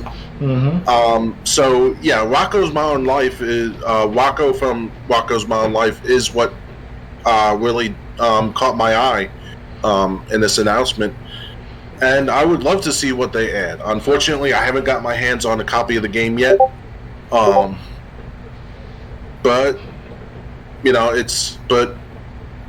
while I wouldn't care about the other two characters, I would care about Rocko. If I could ask more about this matter, since you know more knowledgeable about the Nickelodeon Old Stars than me, Hugo Neutron. That's the brother of Jimmy Neutron, right? I'm not familiar with because I'm not familiar with the Jimmy Neutron cartoon, so I'm not sure. Oh, I watched a few episodes of them, and if I recall correctly, there was these two main characters, Jimmy, obviously the main protagonist, and Hugh, which is the one with the fat, overweight guy with the glasses. I doubt it, though. That's what I'm thinking of, too, right? So, but if they can bring Jimmy Neutron into the game, that'll be great. That'll definitely increase the DLC on their part, these platforms. So, all right, ready to move on? Yep. All right, next.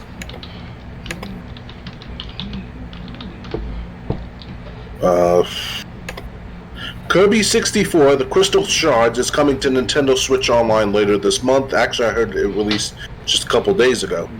Nintendo announced that it will be adding Kirby 64, The Crystal Shards, to the Nintendo Switch Online Service Expansion Pack.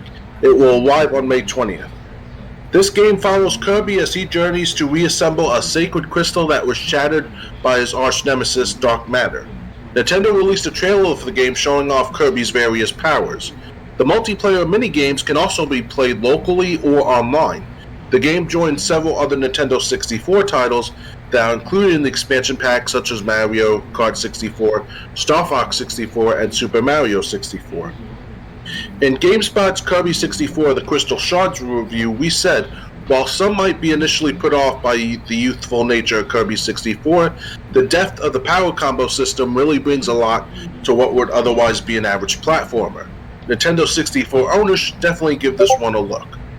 Kirby 64 is the first game in the series to feature 3D computer graphics. Coincidentally, the Pink Puff's latest adventure, Kirby and the Forgotten Land, is the first game in the series with fully explorable 3D areas and is now available on Nintendo Switch. GameSpot's Kirby and the Forgotten Land review, we said Kirby and the Forgotten Land is one of those games that's hard to play without constantly having a silly smile on your face. I did get extra news about this because, like I said, that was just the announcement that Kirby 64, The Crystal Shards, was coming. Unfortunately, there's a bug on the Nintendo Switch version. If you're like in the underwater level and like an enemy hits you, you'll get stuck in this animation and you can't move, and you basically have to exit the level. Otherwise, you're stuck in this state of suspended animation. I see. And you can't move. So, did you play Kirby and the Crystal Shards when it was on Nintendo 64? Oh man, I did not know that there was a Kirby on the Nintendo 64. I know that Kirby was on the Game Boy, obviously, but the Nintendo 64, I mean, they had Mario 64, obviously, and obviously they had Paper Mario and Super Mario Sunshine and stuff like that. But Sunshine, that's like some Sunshine was on the GameCube. Yeah, GameCube. I'm sorry. It's so much to catch up on, and to find out certain games I never heard of until now. Like, there's this one game from the Nintendo time. I think it was I don't remember the game itself, but that's how much I've been backlogged on these games to play or to see, whether trailers, whether it's promos or E3 summits. Because when I was growing up in the 90s, we didn't have the internet until like the 2000s. And during the time when the internet was prevalent, I was starting to rise to the occasion of doing streamings and all. I didn't get my first available access to these systems until like with the Xbox 360 and all. So I guess you could say that I missed out on a lot of games when I was growing up. I actually played Pokemon, the first generation, Time Crisis 1, 2, and 3, Project Titan, and maybe a little bit of Time Crisis 4 as well. That's an arcade, that is. But I also got the console editions of 1, 2, 3, and Project Titan. So, well, other than that, Kirby 64, yeah, I'll definitely look back on that game and see if I can play it. I have it in 64. I mean, it's not hooked up directly, but I have my Super Nintendo hooked up right now, and you can tell from my gameplay of Revolution X the other day. That's what I did. So, and I might do that with if it works. God damn it! It's an old system, the 64. The actual system I have is that old to the point that I had to use a key to turn on off the power switch. So, because I dropped it a couple of times and whoops, it get fucked up, but it looked fucked up, So yeah, Kirby's I'll definitely look into. It's Kirby 64. Well, I'm glad Nintendo added this to its expansion pack for the Switch. They gotta fix this glitch that's on the current online version. While I was a big fan of the Kirby games on Super Nintendo, I never played this one either. I didn't know this one existed.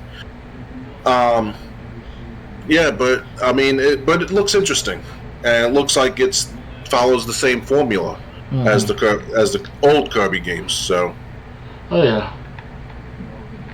Ready to move on? Yep. All right. Next. 6 months later, Grand Theft Auto the trilogy still needs some work. Some performance issues have been fixed, but other glaring inconsistencies remain. When Grand Theft Auto the Trilogy Definitive Edition launched last year, it was a disaster. 3 of the most beloved video games of all time had been officially re-released on modern hardware and not only looked like shit, but ran like it too. Wow, I can't believe this article is cursing. So bad, in fact, that Rockstar had to offer fans some free games just to make up for it. Subsequent patches have tried to address some of these issues, but as this exhaustive re-examination of the games by Digital Foundry shows, there's still a lot of work left to do here. The good news first.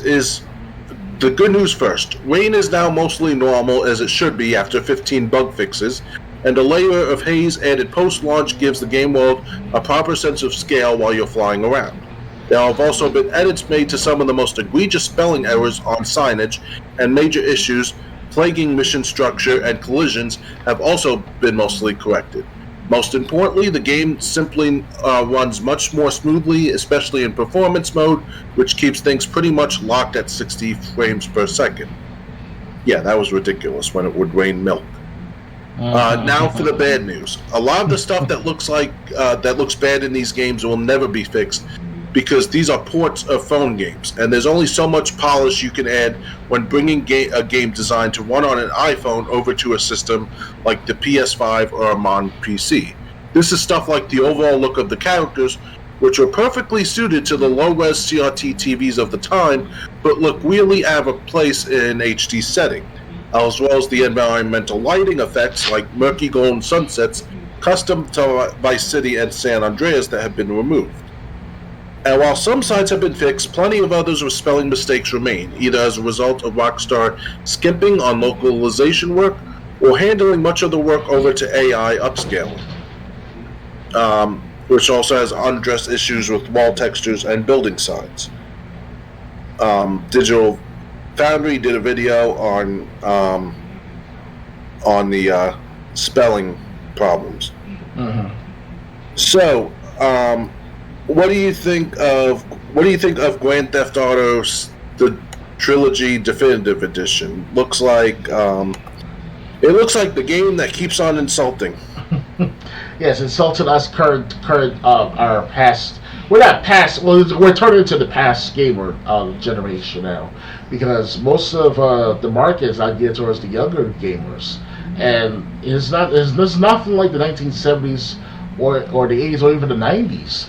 Now, as it's the 2010s, you see a huge influx of adults playing these games, especially if they're newcomers or have never played games before until they're in their 25 to 30 years old even. And with us growing up with the GTA games, San Andreas, Vice City, GTA 3, it was like mwah, perfect work of art. I still played. Last time I played GTA 3 was like at least 3 months ago, not even. And I played that for a good 5 hours, not straight, but over the last couple of days, 3 days at most. So, because the internet was shut down in my household. So, and during that time, it was like, wow, like this is some good stuff. I was hooked. And dude, when I got my first ever copy of GTA San Andreas, that was the hot coffee copy. That one I spent about 9 hours playing straight on the first day, and I was like in my room by myself, playing the story mode, and I still explore, go to the gym in that game and stuff like that, get buff and rip, and it was pretty funny. And what I like about that game too is mentioning my childhood name, CJ, hence the character in San Andreas, CJ as well. But to get back on point, last time I played it was during a couple of weeks after it was fixed up. In its first round, back earlier this year, and I haven't played it since the GTA San Andreas Definitive Edition, which it came with the Game Pass. So I'm not going to buy the remake or the remaster. I never will. Maybe for a bargaining, that's about it. But other than that, I'll stick with my PS2 games. I don't mind it. All right. Well, at least they fixed the rain. That was one of the most ridiculous things. Yeah, at least they fixed the rain. Yeah, you're right. I like milk too myself, but come on now. But it's when this game first came out, we knew based on all the problems with it what this game was. It basically turned into the Avengers. But yeah, 6 months later, it still needs work. Yeah. I don't know why there's spelling errors in the game. I didn't realize that. I didn't see that at first. No. And there's characters, like they said, the characters look out of place, which, they had an idea for the definitive edition, but it looks like they had that idea to be an easy cash grab, so they didn't have to work on something and put hard work into something else. They're like, oh, we can half-ass this and just put it out there. And people still eat it up. Well, yeah, but also, they end up having to give away free games to get people to keep it, at least for PC gamers. Or the Game Pass for the GTA San Andreas Definitive Edition, part of the trilogy. That was a bargain right there. I was like, okay, I'll play it for the achievements, the sake of laugh out loud moments, Right. So Grand Theft Auto, the trilogy, the definitive edition, if you were lucky enough to skip it, you're not missing much. Yes, you're right. I'm ready to move on? Unless you want to give for bargaining keeps or for bragging rights, don't get this game. All right. Next. All right. Next, Ubisoft Plus Classics will bring 27 games to PlayStation Plus Extra and Premium subscribers. Ubisoft announced that subscription service, Ubisoft Plus, will hit PlayStation, bringing with it a new tier for PlayStation Plus Extra and Premium subscribers called Ubisoft Plus Classic, which will include 27 titles at launch. Sony just released a new look at the PS5, PS4, PS3, and Classic games lineup this morning, with news that some Ubisoft titles like Assassin's Creed Valhalla will be included. Today, Ubisoft revealed Ubisoft Plus will come bundled with the upper tiers of PlayStation's revamped PS Plus service. It will begin with 27 titles when the revamped PS Plus launches in different regions and grow to 50 by the end of 2022. Ubisoft Plus is a standalone subscription service that anyone on PlayStation consoles will be available to subscribe to, just as you can on Stadia, Amazon, Luna, and PC. If you're a PlayStation Plus Extra or Premium subscriber, you'll automatically get access to a new tier of Ubisoft Plus called Ubisoft Plus Classics. Here are the games included with this tier at launch: Assassin's Creed Valhalla, For Honor, The Crew 2, Child of Light, Eagle Flight, Far Cry 3 Blood Dragon, Far Cry 3 Remaster, Far Cry 4, Legendary Fishing, Risk Urban Assault, South Park The Fractured Butthole, South Park The Stick of Truth, Space Junkies, Star Trek Bridge Crew, Starlink Battle for Atlas, Steep, The Crew, The Division, Trackmania Turbo, Transference, Trials Fusion, Trials of the Blood Dragon Game, Trials Rising, Valiant Hearts The Great War, Watch Dogs, Werewolves Within, and Zombie. With Ubisoft Plus Classics, we're providing PlayStation players with another way to enjoy Ubisoft games on their consoles. Senior Vice President of Partnerships Chris Early said in a press release. This is just the beginning as we ultimately make Ubisoft Plus available to PlayStation owners as we continue to build our vision and provide players with more options to access their favorite games wherever they are. Ubisoft Plus Classic will launch bundled with the PlayStation Plus Extra or Premium subscription tiers on May 24th in Asia, June 2nd in Japan, June 13th in North and South America, and June 23rd in Europe. Does this Ubisoft Plus Classic lineup excite you? Well, Ubisoft Plus, that's separate from PlayStation Plus, right? Yes, but they're partnering with PlayStation Plus. So, like, if you get PlayStation Plus, you'll get Ubisoft Plus automatically. Oh, so it's like Game Pass with the EA Plus or EA Access app and stuff like that. Right.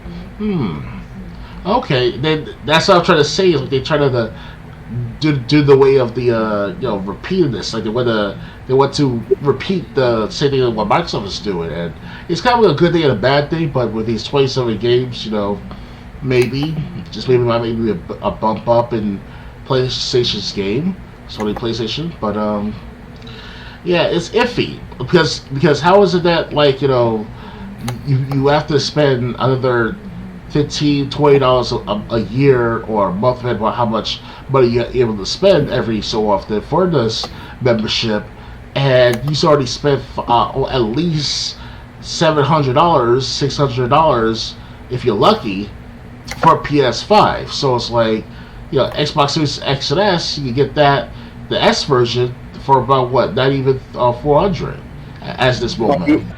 Yeah. All right. So as you were saying about these, this Ubisoft Plus, PlayStation Plus, it's iffy. Yeah, it's like I mean, I'm not saying I don't want to spend the money for Ubisoft or let alone PlayStation Plus, but we're starting to turn into this trend of where it's like everything on the internet now you have to spend at least $5 a month for something of anywhere else on the internet $5 here for Netflix, while you have, excuse me, not a bug. $5 for a year for Paramount Plus.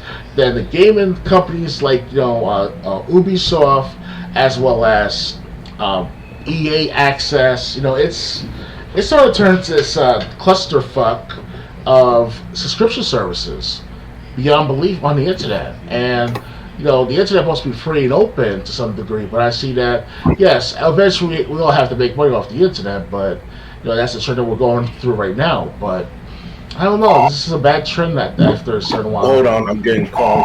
Yeah, sure. Yeah? Coming. Gonna be on intermission again? Yeah, you can call in there, mission. I'll be back in about 10 to 20 minutes. Alright. To those that are well aware, I have played music during our breaks, so enjoy the show. Alright guys, so we're ready. I'm back in action. Okay, so we were talking about the Ubisoft coming to PlayStation Plus. Yeah, and I said that was iffy, the fact that they try to promote more subscription services out there for people that can't afford to, especially with the post-pandemic, you want to call it right now. And right now it's like, what's the point right now to increase prices for the subscription services and add more sub-services on top of other services? It's to the point where it's starting to spread like a virus, and it's like it's gonna that collapsed the internet, obviously, but it's gonna create this vacuum, or not vacuum, but something where it's gonna shift from like the old internet to the new internet, and it's gonna be based upon like how much money you spend in order to use the internet, how much money you can pay for to broadcast your content, and so on and so forth. It's gonna come to that point. So, well. They didn't say that Ubisoft Plus cost anything extra. It sounded like it comes with PlayStation Plus, the top 2 tiers of PlayStation Plus for free. And in that respect, hey, it means more of a selection for PlayStation Plus customers. Okay. So I really don't have a problem with it. I really don't even see anything wrong with it. All right. Ready to move on? Yep. All right. Next. Hold on. Okay. RoboCop added to Fortnite. Ali A joins Icon series this week. Epic Games has announced that RoboCop is now available for purchase in the Fortnite item shop, alongside news that YouTuber Ali A will be added to the Fortnite Icon series this Thursday, May 29th at 8 p.m. Eastern. RoboCop was actually added to the game over this past weekend, and it even includes the leg of his defeated rival, ED-209. Plus, you can ride on a mini ED-209 using a new RoboCop emote now in the game. The RoboCop outfit includes the Leg 209 Black Bling, the leg of ED-209 that's separately available as a pickaxe, and Epic Games blog post reads, get them both in the RoboCop bundle and use Leg 209 as a pickaxe that could be a back bling and vice versa. Going on patrol, the Traversal Little Ed 209 emote is also in the shop. Use it to ride on a mini ED-209. Yes, it works on stairs. YouTube Ali A hits a Fortnite Icon series this Thursday, but before then you can complete Ali A's quest to unlock a special spray. And if that's not enough, you can compete in the Ali A Cup on Wednesday, May 18th, for a chance to unlock the Ali A outfit early, as well as the Ali A Army emoticon. The Ali A quest to unlock a new spray isn't too difficult. Eliminate 15 opponents at the Ali A experience, which is already live in game, and will be live for for another week. You'll receive the Ali A Was Here spray, which you can view below for doing this. As for what else to expect with Ali A, you can purchase the outfit to get the default elevated Motroy and Ultra Armor Metro styles. I don't know what that word is. There are also the Sapphire Paragon Revealed, Titanium Tack, and Titanium, the Revealed styles available too. The Metro X Ultra Armor, everything have the Rare Reaper, Uncommon Combat, Epic Insurgent, and Legendary color options. Blue, green, purple, gold, respectively. The Alley A outfit won't be the only thing available, Epic Games blog post reads. Included with the outfit is the Alley Tech backplate back bling, fusion-cooled storage for the battlefield, reveal its wings with the Alley Tech plasma wings, alt style, and descend on the island with the Alley Tech plasma wings glider built into the outfit. Want to give something a whirl? By swinging the Alley Tech staff pickaxe, which will also be in the shop, the Alley A emblem built in will spin. Additionally, adorn your gear with the blue A-Wrap and ride prehistorically with the little something emote. Are you interested in either of these things coming to Fortnite? RoboCop added to Fortnite. Interesting. Yeah. You might as well include the guy that gets spilled into the toxic waste. He's like, help me, like that. Like, you include that guy in Fortnite too. You might as well add that there. That guy. And he'd be like,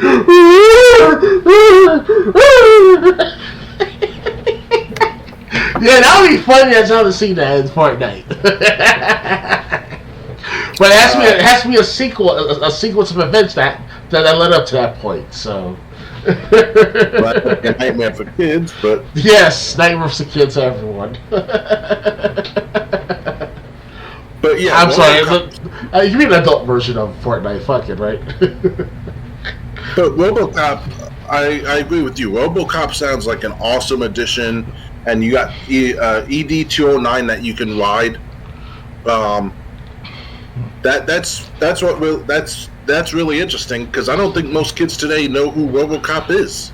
We know what RoboCop is, and I don't think, and I don't know about the RoboCop reboot that failed miserably. Yeah, that 2014 movie. I don't know who ED209 is either. Mm-hmm. Stop him right there. You have 10 seconds. 9, 8, and then.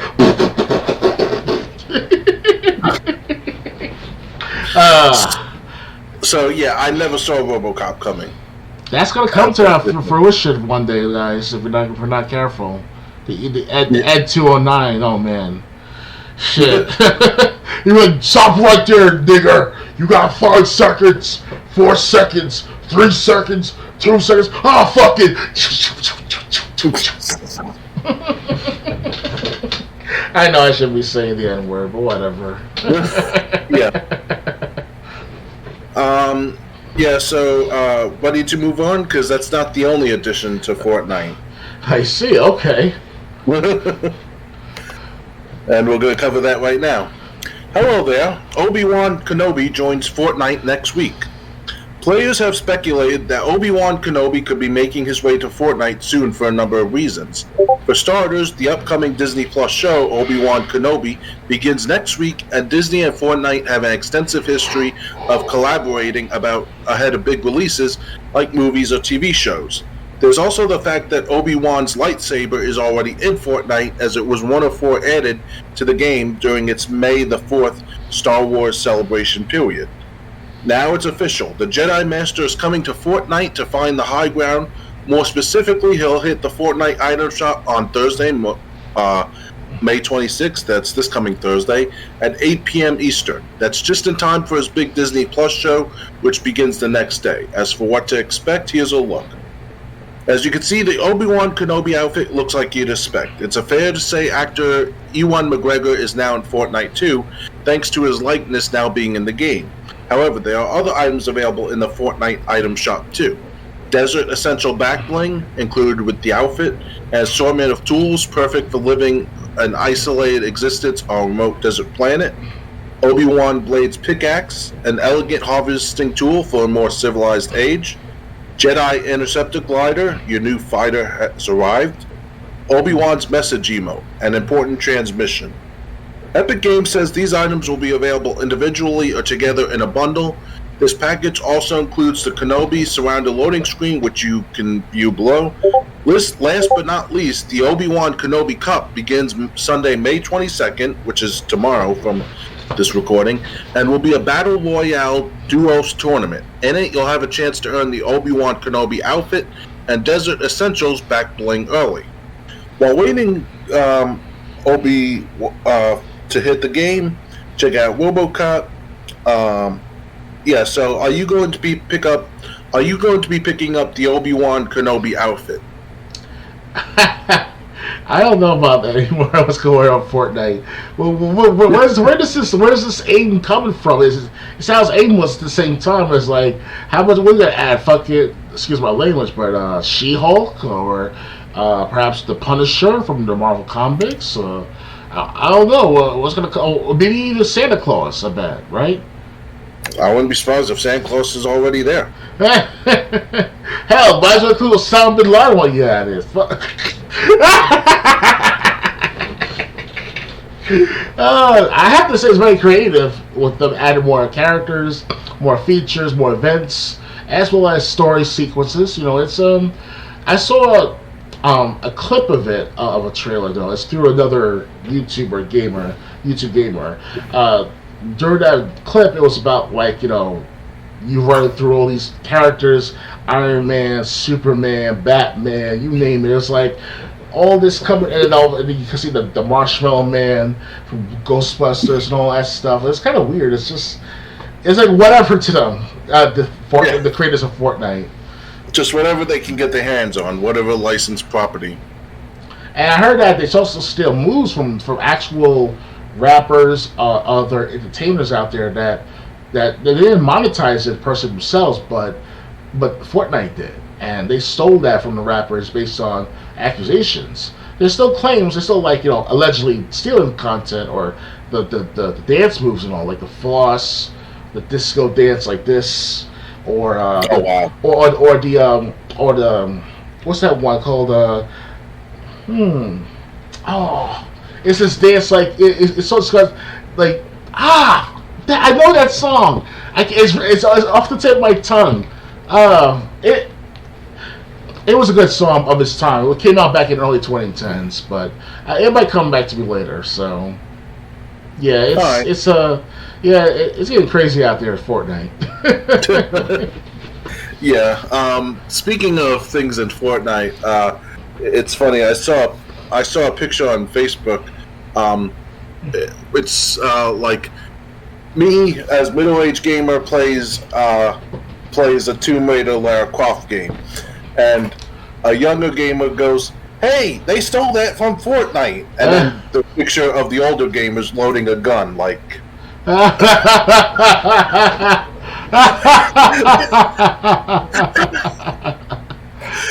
But it's true. I mean, there's so many characters being added to Fortnite. Unfortunately, the people that play Fortnite, the young kids, think Fortnite's coming up with all this stuff, not knowing these things existed beforehand and other things.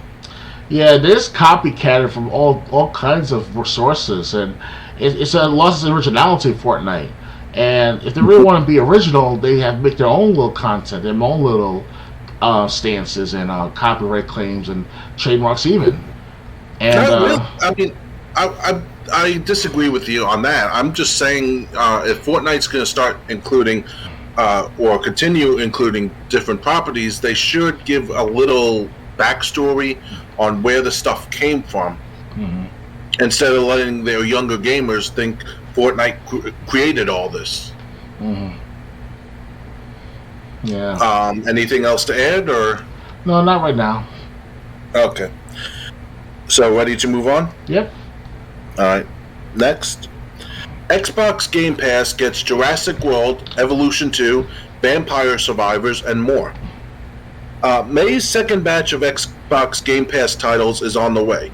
In fact, many of them are available right now. Subscribers can enjoy acclaimed indie titles such as Her Story and Umurangi Generations, and dinosaur enthusiasts can build the disaster-prone park of their dreams in Jurassic World Evolution 2. Meanwhile, early access hits such as Vampire Survivors, Little Witch in the Woods, and Hard Space Shipbreaker find new homes in the Xbox ecosystem.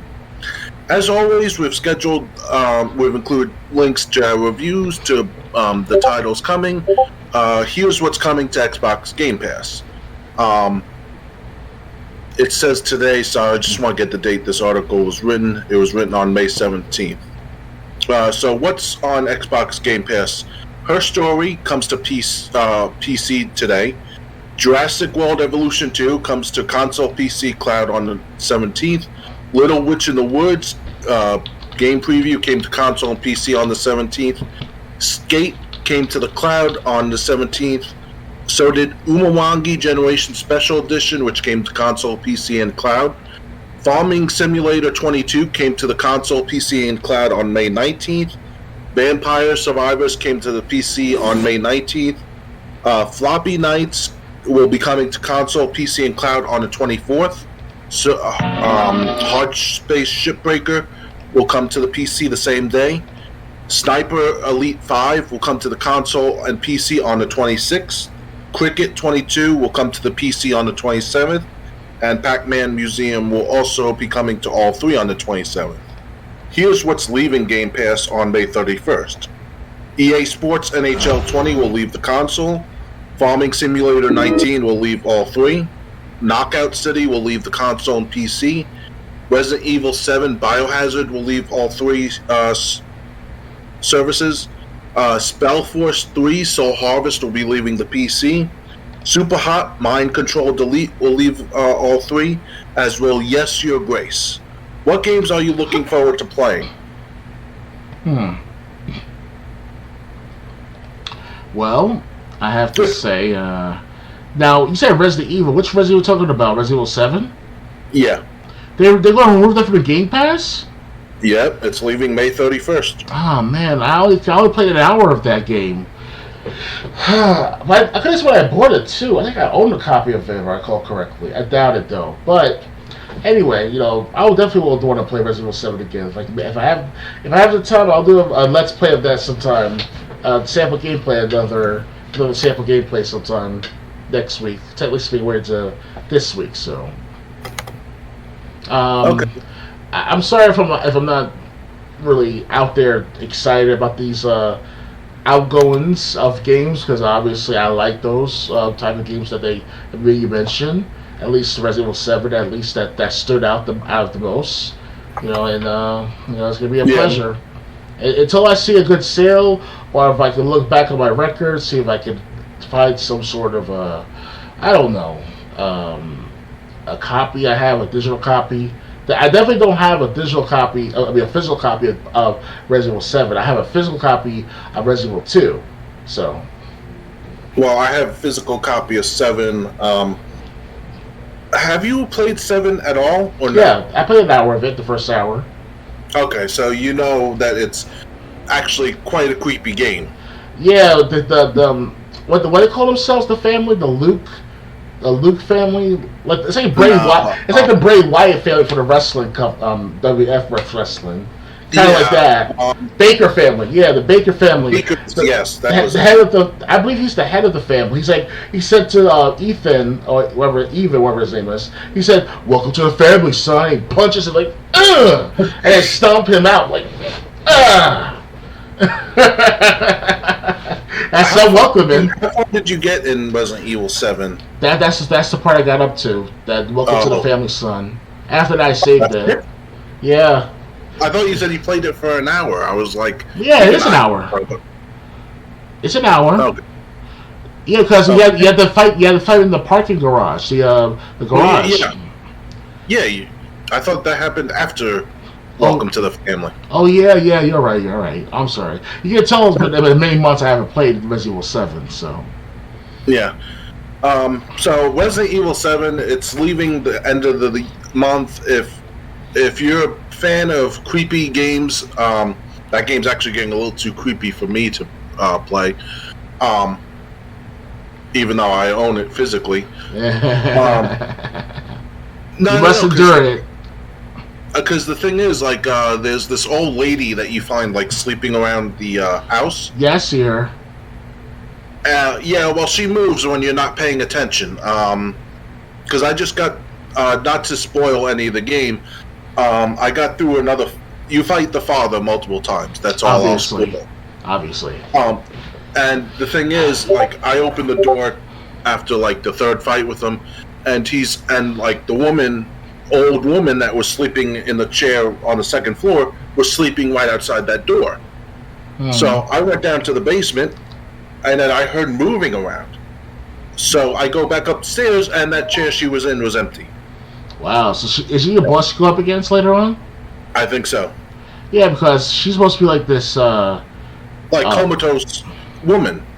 Yeah, like that's her specialty, is to move when you're not around. Yeah. So that's why I'm a little creeped out when last time I tried to play it. Well, we're older, we're bolder, and we'll fight her. We'll fight these Baker family, right? We'll fight them. Maybe I'll have to watch a walkthrough just so I know what to expect. Yes, that's a beautiful thing about YouTube.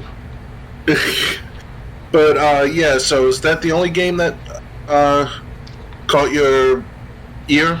I wanted to play more of the Knockout City game, or whatever that game's called, Knockout. Not the knockout from the knocking out people in the streets. I'm against that.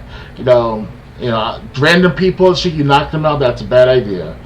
Other than that, Knockout City, the game I heard of, I played that for I played a tutorial for about 10, maybe 15 minutes. It was alright. Okay. So ready to move on? Yep. Alright, we just got a few more things. I'm still using IGN as one of the sources. For some reason, I save the link to an article, then sometimes when I go back to it, the article is no longer there. I don't know why. Anyway, Dead by Daylight is getting a dating sim spin-off. Today's Dead by Daylight 6th anniversary live stream brought a lot of exciting announcements, but none were stranger or more surprising than the reveal of Hooked on You. This wild spin-off surgically removes Dead by Daylight's terrifying killers and plops them into the romantic bubblegum world of dating sims. If you've longed to court the Huntress after she brutally slaughtered you, Hooked on You, a Dead by Daylight dating sim, is the game you've been waiting for.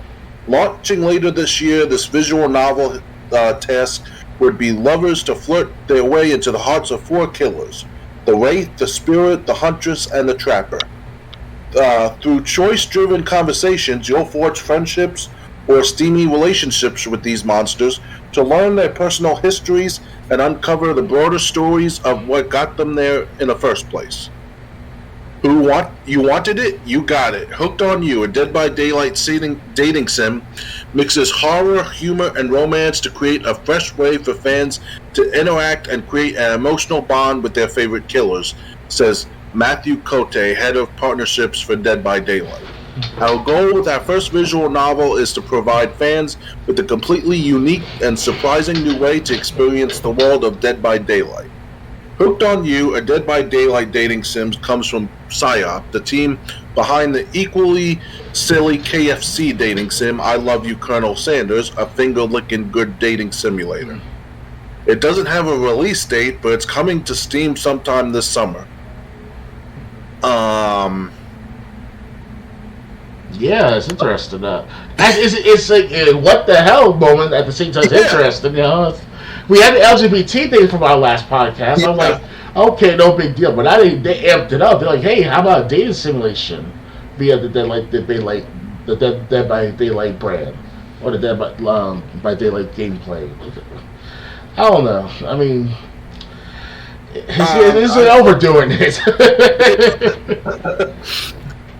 Well, first off, I don't want LGBTQ representation in this dating sim. Well, I mean, it's today's world now. It's not like it once was in 2005. I don't care. I don't want to hear about that. I know. Don't want to. Keep it in the bedroom. We know. Yeah, I don't want to hear about it. But secondly, it's just like this game is like coming out of left field. Like, okay, you get to talk to the monsters, you get to pick the conversation choices. Can't we include a conversation path that will lead to them chopping your head off? I mean, it just sounds, They try to harmonize the violence, trying to make sure that people don't kill just to kill. They kill just for love and love only, and makes them matter. Or maybe they won't kill at all, because of love, and romance. It's just a weird game. It just sounds so weird. I don't think of dating when I think of Dead by Daylight. Of course, you're right. If it was like, let's say Crash Bandicoot, I don't know about that, but it catches my eye. I'm like, okay, I'll definitely play the spin-off Crash Bandicoot game. You get to jump on top of hearts and Dr. Accord that sends you a box of chocolates and all, and be like, you take it out of his hand and give him a jump on top and just pounce on him, like, I'm a crazy son of a bitch, am I? This is what happens when this is Dead by Daylight's creation. You created us now. What the fuck? Well, I didn't know there was a KFC dating sim called I Love You, Colonel Sanders, either. Hey, I would like to see that. I'll give you like a bucket of chicken for like $20, and I'll play that game as a copy of the purchase of my chicken, something like that. Well, anyway, Dead by Daylight will be releasing this dating sim game. There's no release date announced yet, but this is something else coming from Dead by Daylight after last episode. They must have listened to our podcast the other week or two and be like, yeah, let's screw with these guys more. Maybe let's make them go crazy and crazier and crazier. Okay. Actually, I uploaded this short clip of where we talked about it to my BitChute. Someone laughed at your joke and when you said "gay by daylight."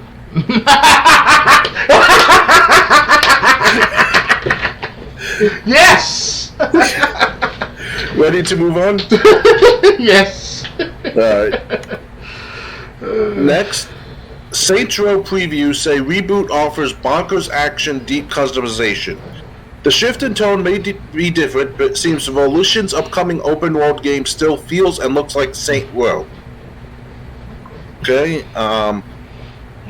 Volition's elaborated Saints Row isn't out yet, but some sites got some time with it via a recent hands-off preview. Impressions of the 40 or so minutes of gameplay, full of the explosive and wacky hijinks series fans have grown to expect, are making their rounds online, and the sentiment seems to be the same.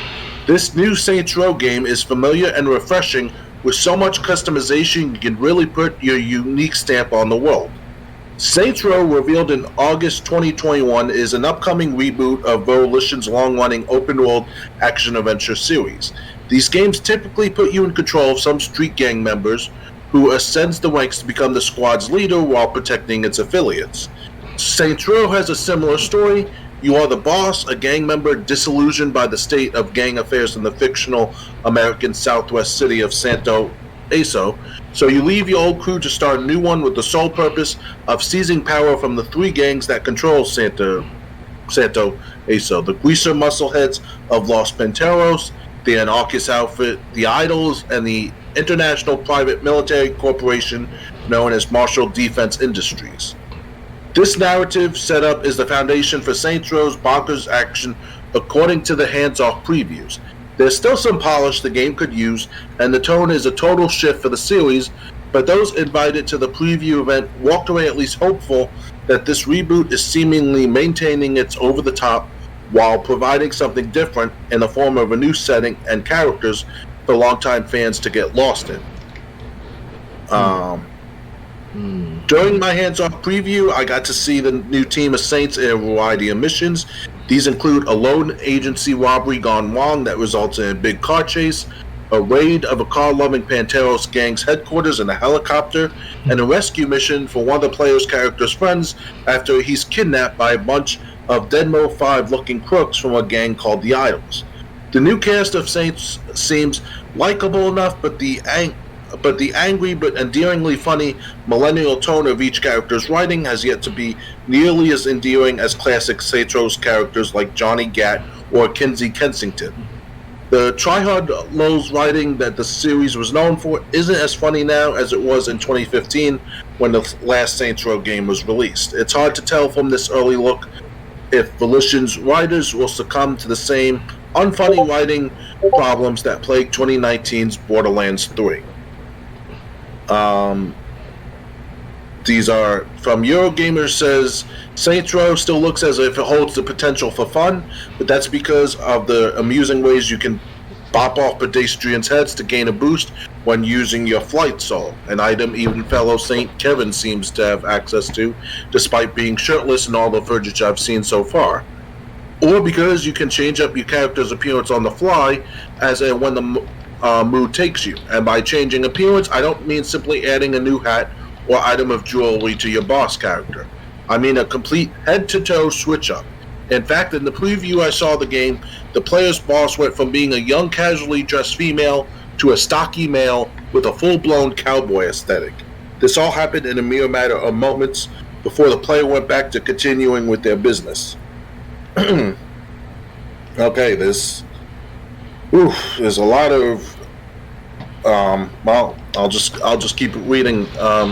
Game Informer says customization was a big focus of the event, with Volition showing off plenty of ways your boss can look.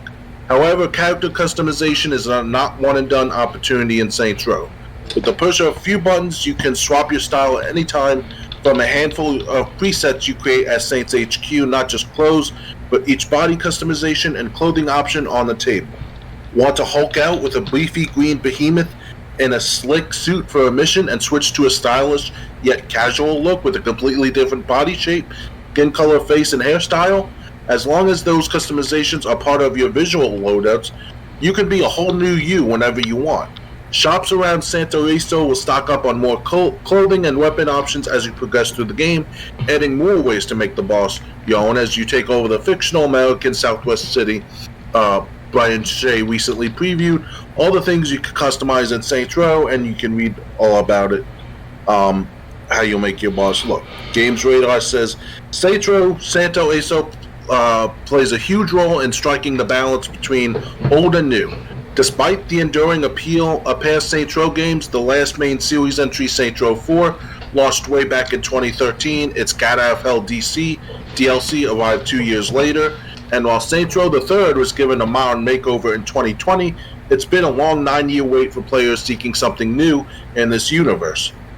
GTA Online has gone from strength to strength in the same time frame via a slew of extensive complementary updates, not least last year's Dr. Dre's Starring the Contract. But as a result of being tied to the same setting throughout, part of me has always longed for a new landmass to probe and plunder.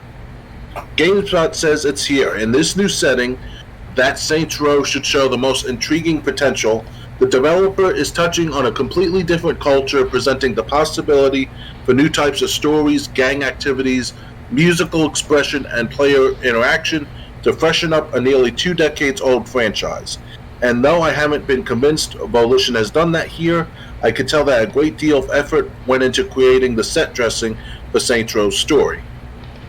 IGN says, one thing Saints Row has always benefited from is its vast range of unique weapons, and that's no different here. I've seen guns that shoot bullets through walls as if they're paper, finger guns that fire bullets from giant foam fingers, and my favorite, the Thrust Buster, a throwable football that sticks onto enemies and vehicles, sending them flying into the air before exploding into tiny pieces.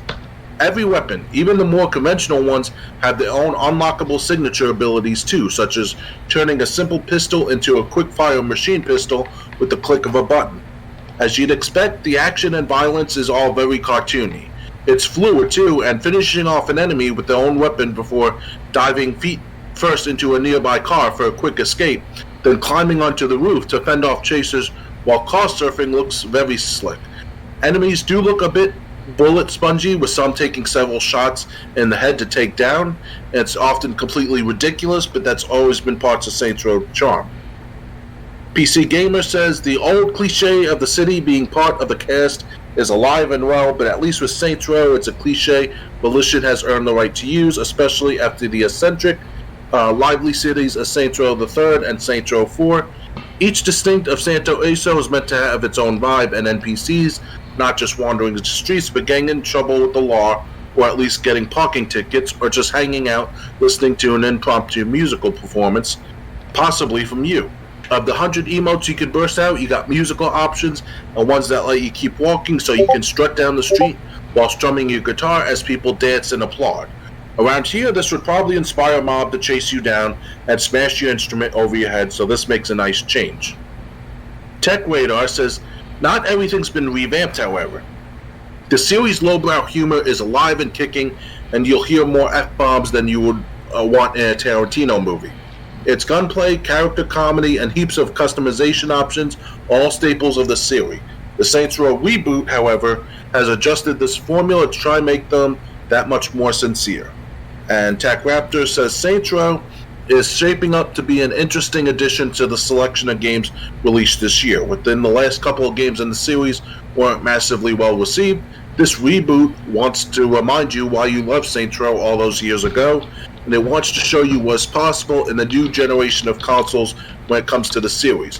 One can only hope it feels as good as it looks, and that developer Deep Silver Volition has made the game that you won't be forgetting soon. Based on these previews, Saints Row seems poised to make an interesting comeback. While not everyone sold on the riding and the open world checklist nature could make a drag to get through the fluid combat and emphasis on customization, at least make this reboot sound like a fun time. So, what do you think of this Saints Row reboot?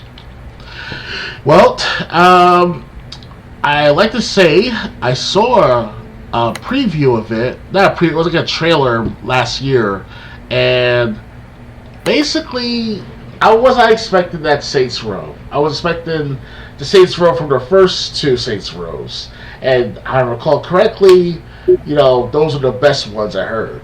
And when I saw Saints Row reboot of 2022, whenever that comes out, that started to look like something from one of those Disney shows. And there's a meme out there showing that too, where those TV shows That's So Zoe, That's So Raven, whatever those shows are on Disney and stuff.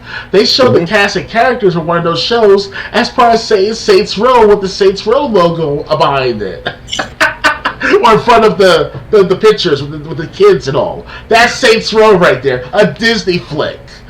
But it's a gangster version. A Disney gangster version.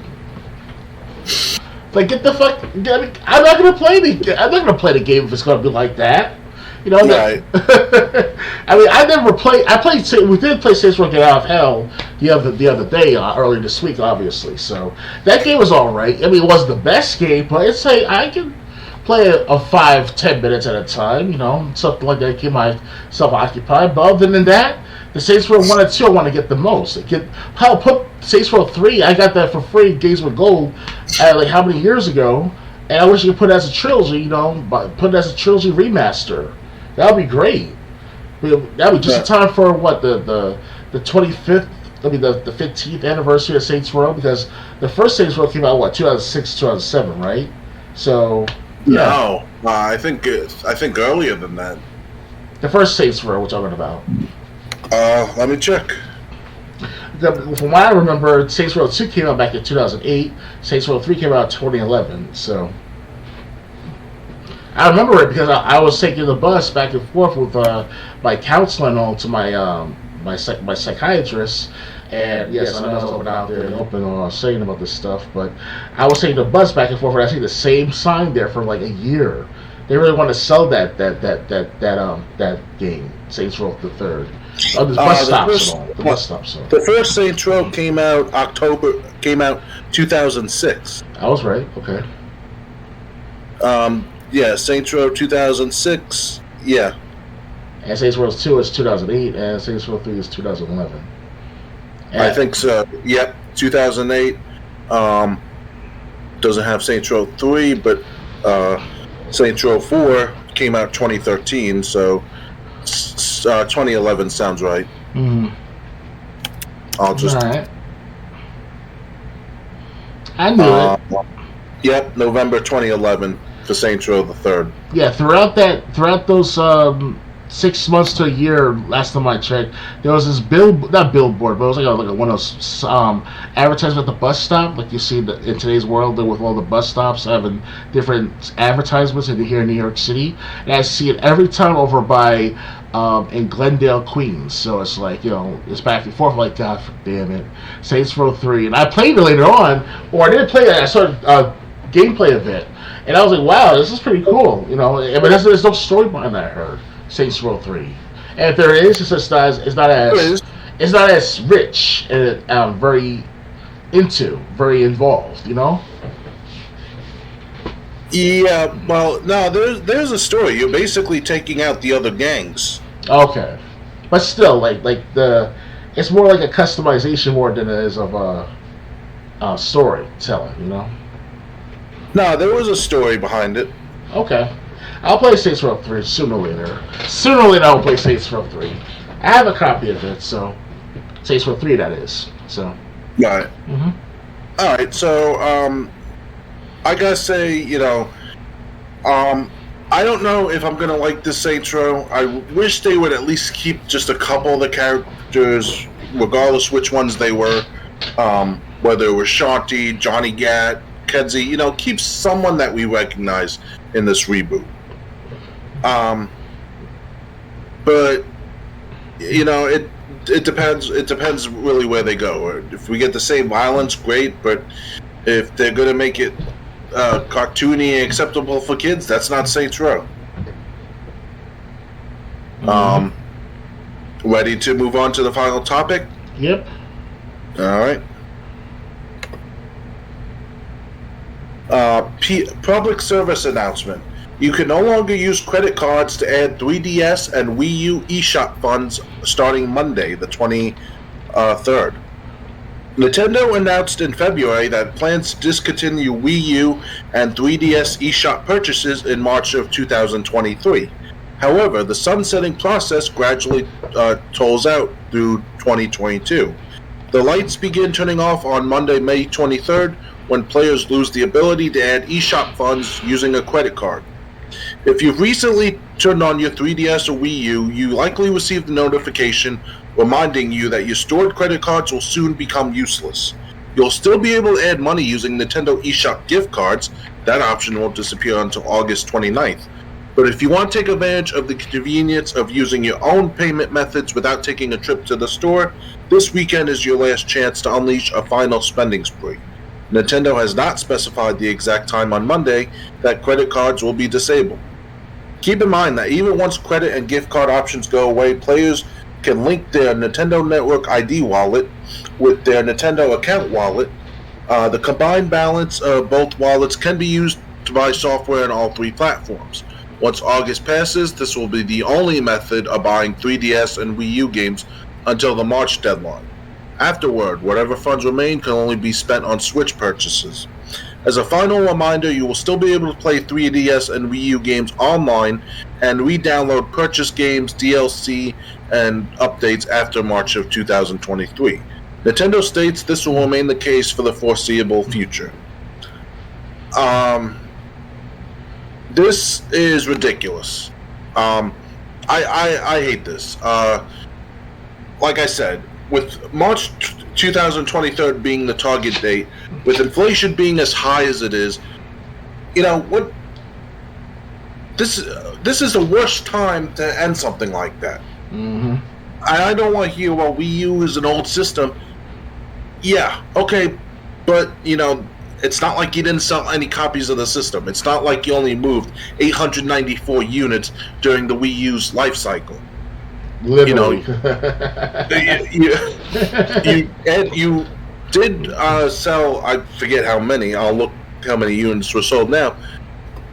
But it's like I said, you're doing it during the worst time in financial history since the Carter era. Hell, maybe the 2008-2009 economic crisis with the bailouts. Maybe, but I just don't remember 08-09 being as bad as it is now. You're right. Maybe I was in a better position. I don't know. At least we're working.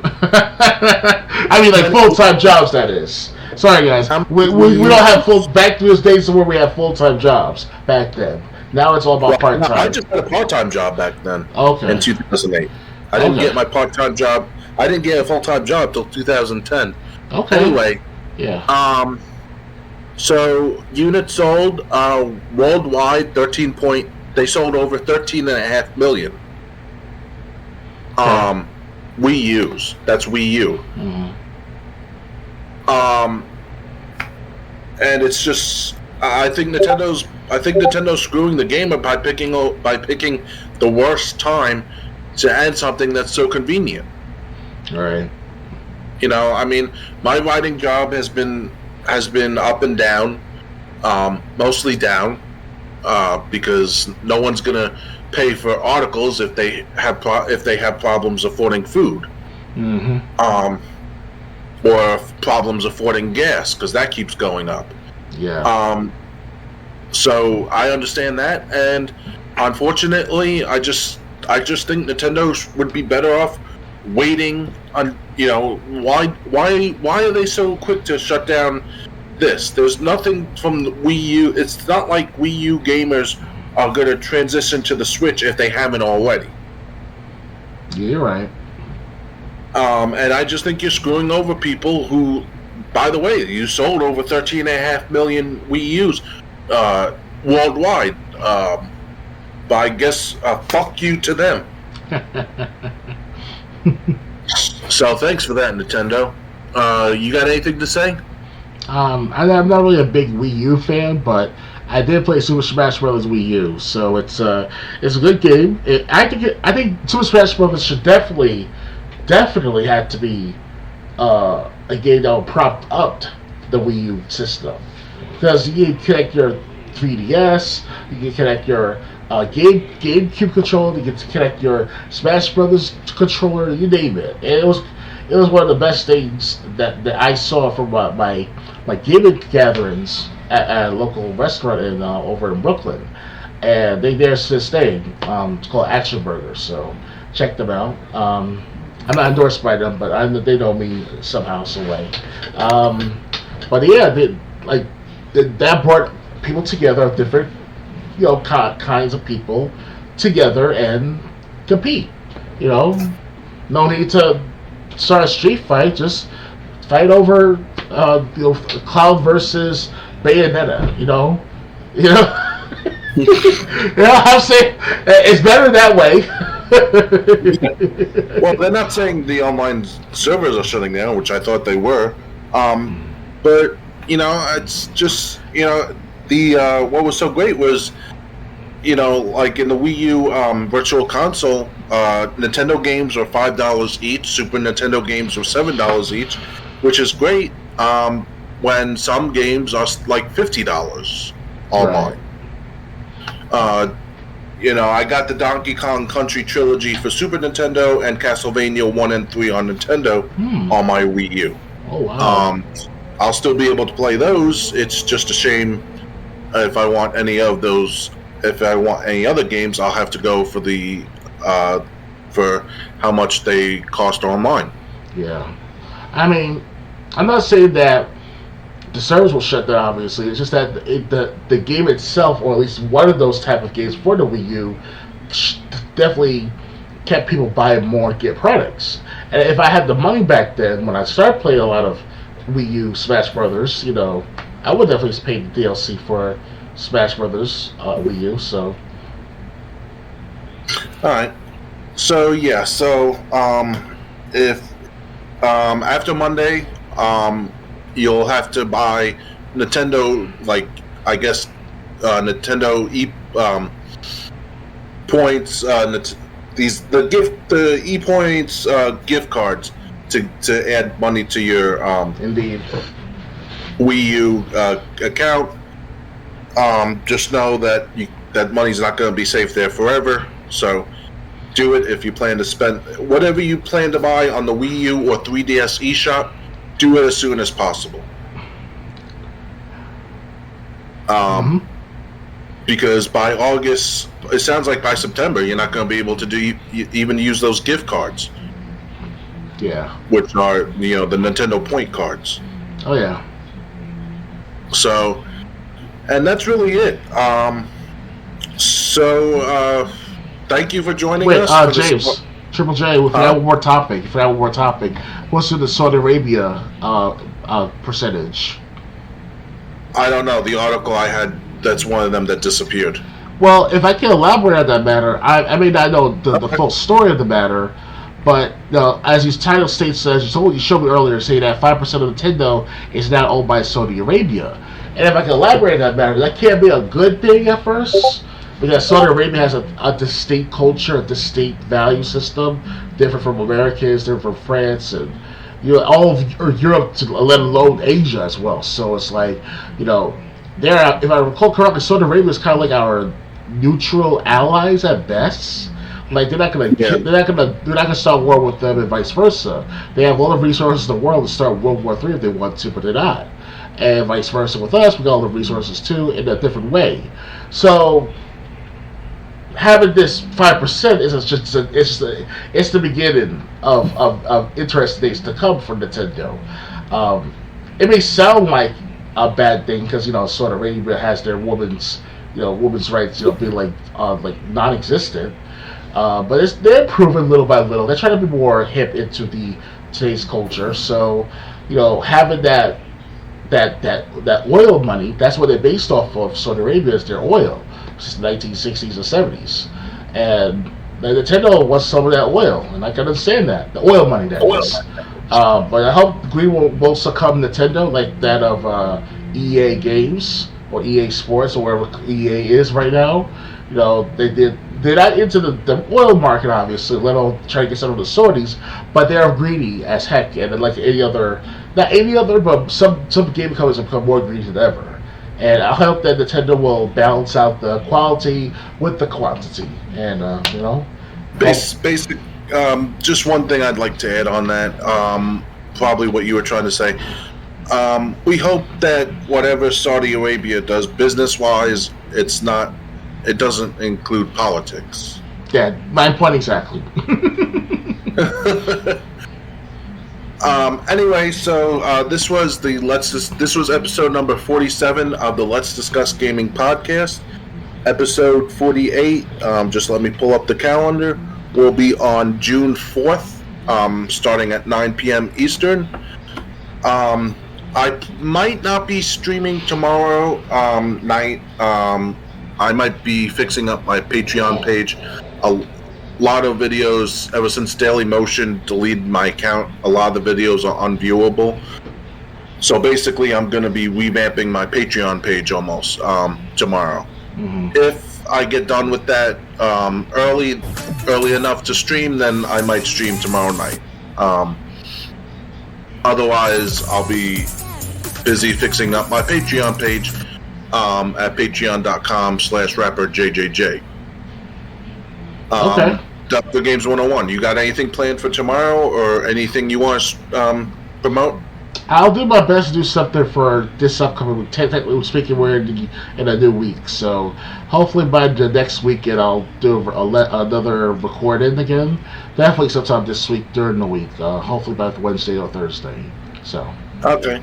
And obviously Wednesday on Twitch, my Twitch channel, twitch.tv/rapperjjj. There's I'm going to be doing another Total Extreme Wrestling 2020 video where I'm controlling ECW in 1996 because WWF just, with losing stars and TV shows, it was basically impossible to continue.